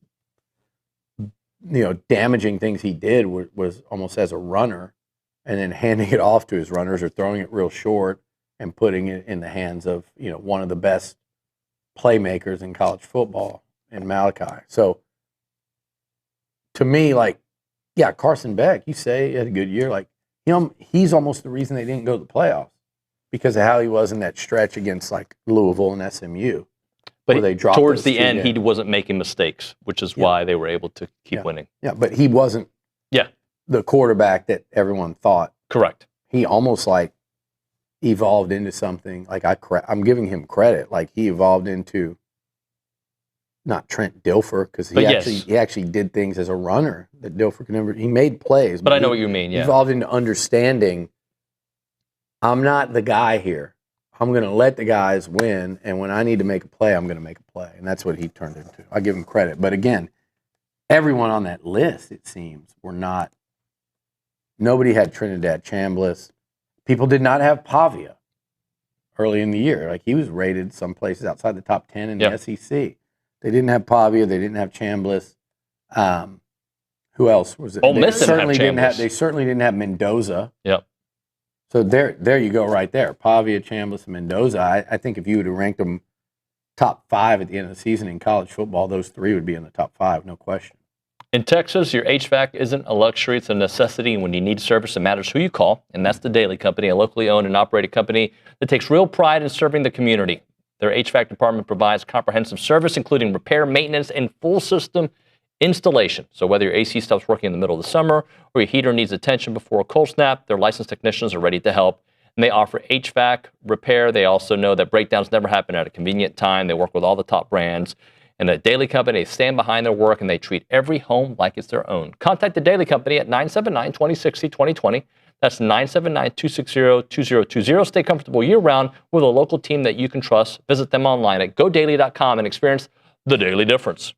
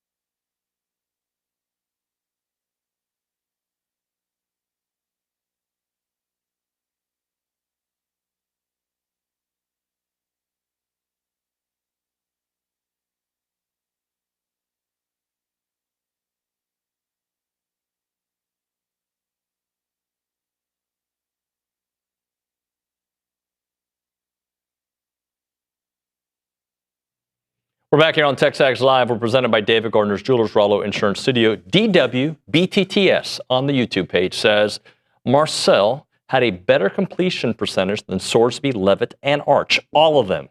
Fact check me, he says. So we go to Kayla Gaither at the Angry Elephant News and Social Center with a great posture. Do you have the fact checks? So I have all 4 completion percentages up here, and I'm just going to read them out. So first, Marcel Reed with a 62.1% completion percentage. Brendan Sorsby had 61.6. Sam Levitt had 60.7. And Arch Manning had 61.4. There you go. Interesting. It's not that interesting. I mean, we didn't talk about Levitt. I've talked about him a lot too. Like first round tackle, NFL starting running back is 2 years ago. Rayleigh Brown, $1 million back out of the portal to Texas last year. Big 12 leading rusher. First round wide receiver in Jordan Tyson. And still had some games that kind of made you scratch your head and go, what was going on there? And I know he's banged up too. You add in that he's got a foot injury, Liz Frank, that he's dealt with this offseason, and add him to the list.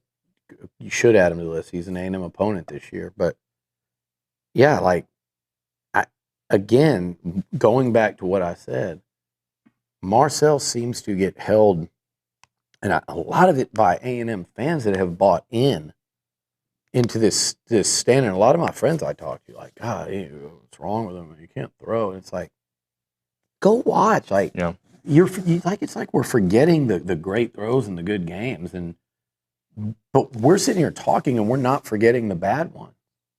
We're not forgetting the first half against South Carolina or the last 2 games. But you have to have some context to it too. And like, that was 3 games out of 13. Don't tell me the early ones are different because, they figured him out. That's not what it is. Like, they got after, Simmons and Bain and Mesidor, and they got after him. Dylan Clark. I mean, why say Dylan? Yeah, Dylan Clark. They got after him. Dylan Stewart. They get after him. Those are 3 top 5 or 4 first rounders, maybe 3 top 10 picks in the NFL draft. And then also, you played against great defenses in Texas and Miami. Really good. I wouldn't say Texas defense was great. It was a really good defense on the road at night. And then you played against a great Miami defense. What else did they do? They shut down the A&M running game. The Aggies could not run with any true degree of success in their last 3 games. Yeah. That affected them as well. So you have to put that stuff into it. If any Longhorn you talk Arch Manning with, they say, well, our line sucked early in the year. Okay.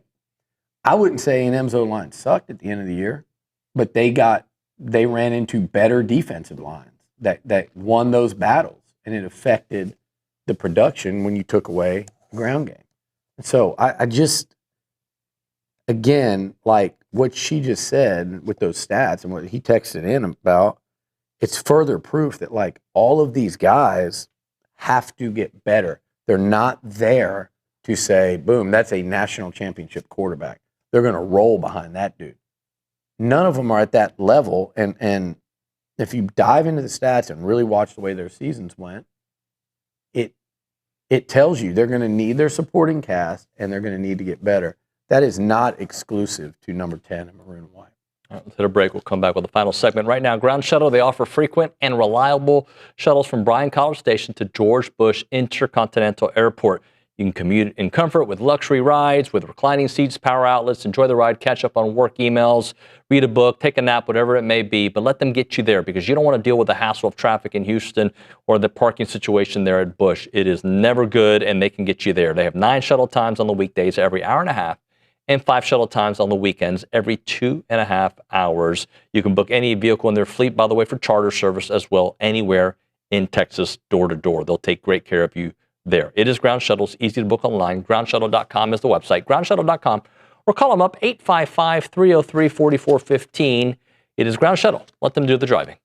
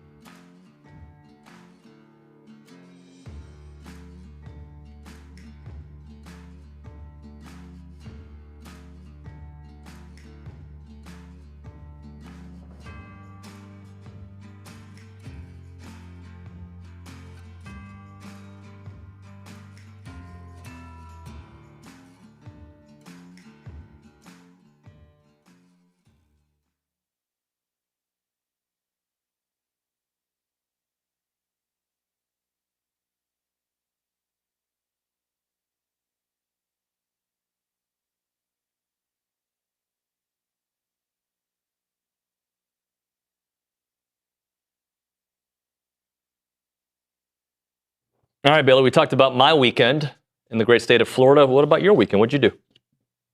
I went to Houston. H-Town, represent.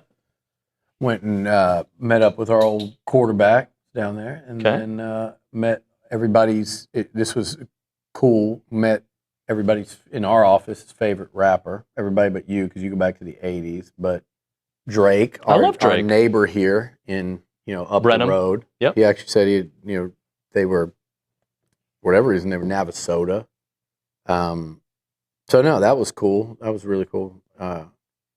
And Rahil's favorite and one of my favorite NBA players, Kevin Durant, which was cool. We talked a little bit about his time at Texas was coincided obviously with Gillespie and AC Law, and so it was some good conversation there. Yeah, he's funny now. I think he's really funny because he went right into just talking smack, like fun, like smile on his face, joking around. He seems like a really good dude. Yeah. But it was cool. Like that was just it's funny the last couple times I've met up with Johnny, it's like Nashville and Theo Vaughn pops up.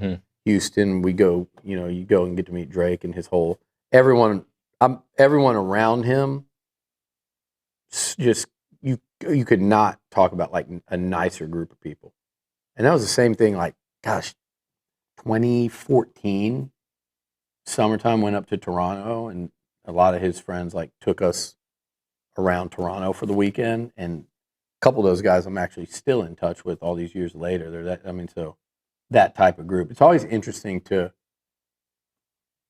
meet and talk to people that you've known about, and because of what they do, you feel like you know them. And then when they can go one of two ways, and when they're super nice and friendly. And I just think the way that group has embraced Johnny going back to 2012, you're talking about almost 15 years now. That's like actually been a constant, I think, like a really good, he's in a good place when he's with that crew and always has been. So that was cool. Like a year ago this summer, he was in Europe on the tour with them. So that's people that saw that when it happened and just thought, oh, that's just because Drake's at the top of the game and Johnny, who's a Heisman contender, burst out of nowhere. That they thought that would kind of come and go. We're talking 15 years into that friendship. It's pretty cool. It's one of them. It is probably the most lasting one he has out of that whole experience of the Heisman run and just the what we call the Johnny football era. Do you have a sense of how famous Johnny is? Like, yeah, I do, and I think it's way more. There's so many people that would go, "Oh, what does he do anymore? He didn't do anything in the NFL, and what he's a has-been." It just couldn't be further from the truth. And he's still on like a journey to figure the whole thing out in terms of how he's going to capitalize on that, which he does way more than I think people think in terms of like, his professional. He's got, and by the way, there's something coming up soon. I think people will think's really cool. I won't say what it is, but it's more conventional than say the fight that we saw last month, which was like a one-off. But no, I just think he's figuring it out as he goes. I think he's just one of those guys that's always gonna do that, and then eventually we'll kind of settle in and go, okay, this is what it is. But right now, what it is it's. Yeah, I don't think people realize he's not famous for sports anymore. It's just because in this day and age, you can be well known for a million different reasons, and a lot of it is social media. A lot of it is what he did on the field. We said it back then. In 2 years, the impact he made and what he's always going to kind of be remembered by is that. But he's also now like, I'm just telling you, people don't understand, like artists, entertainers, actors, athletes, people still, he's just got that thing about him that people will gravitate to him, and he's really good at maintaining relationships and friendships. So as he goes on, it just becomes more and more. Thank you, Billy. All right, Dave. Tomorrow on the program, Roy Philpott will join us, of OB, of course, and that and much, much more. Thank you so much for watching and listening. Catch up with you mañana.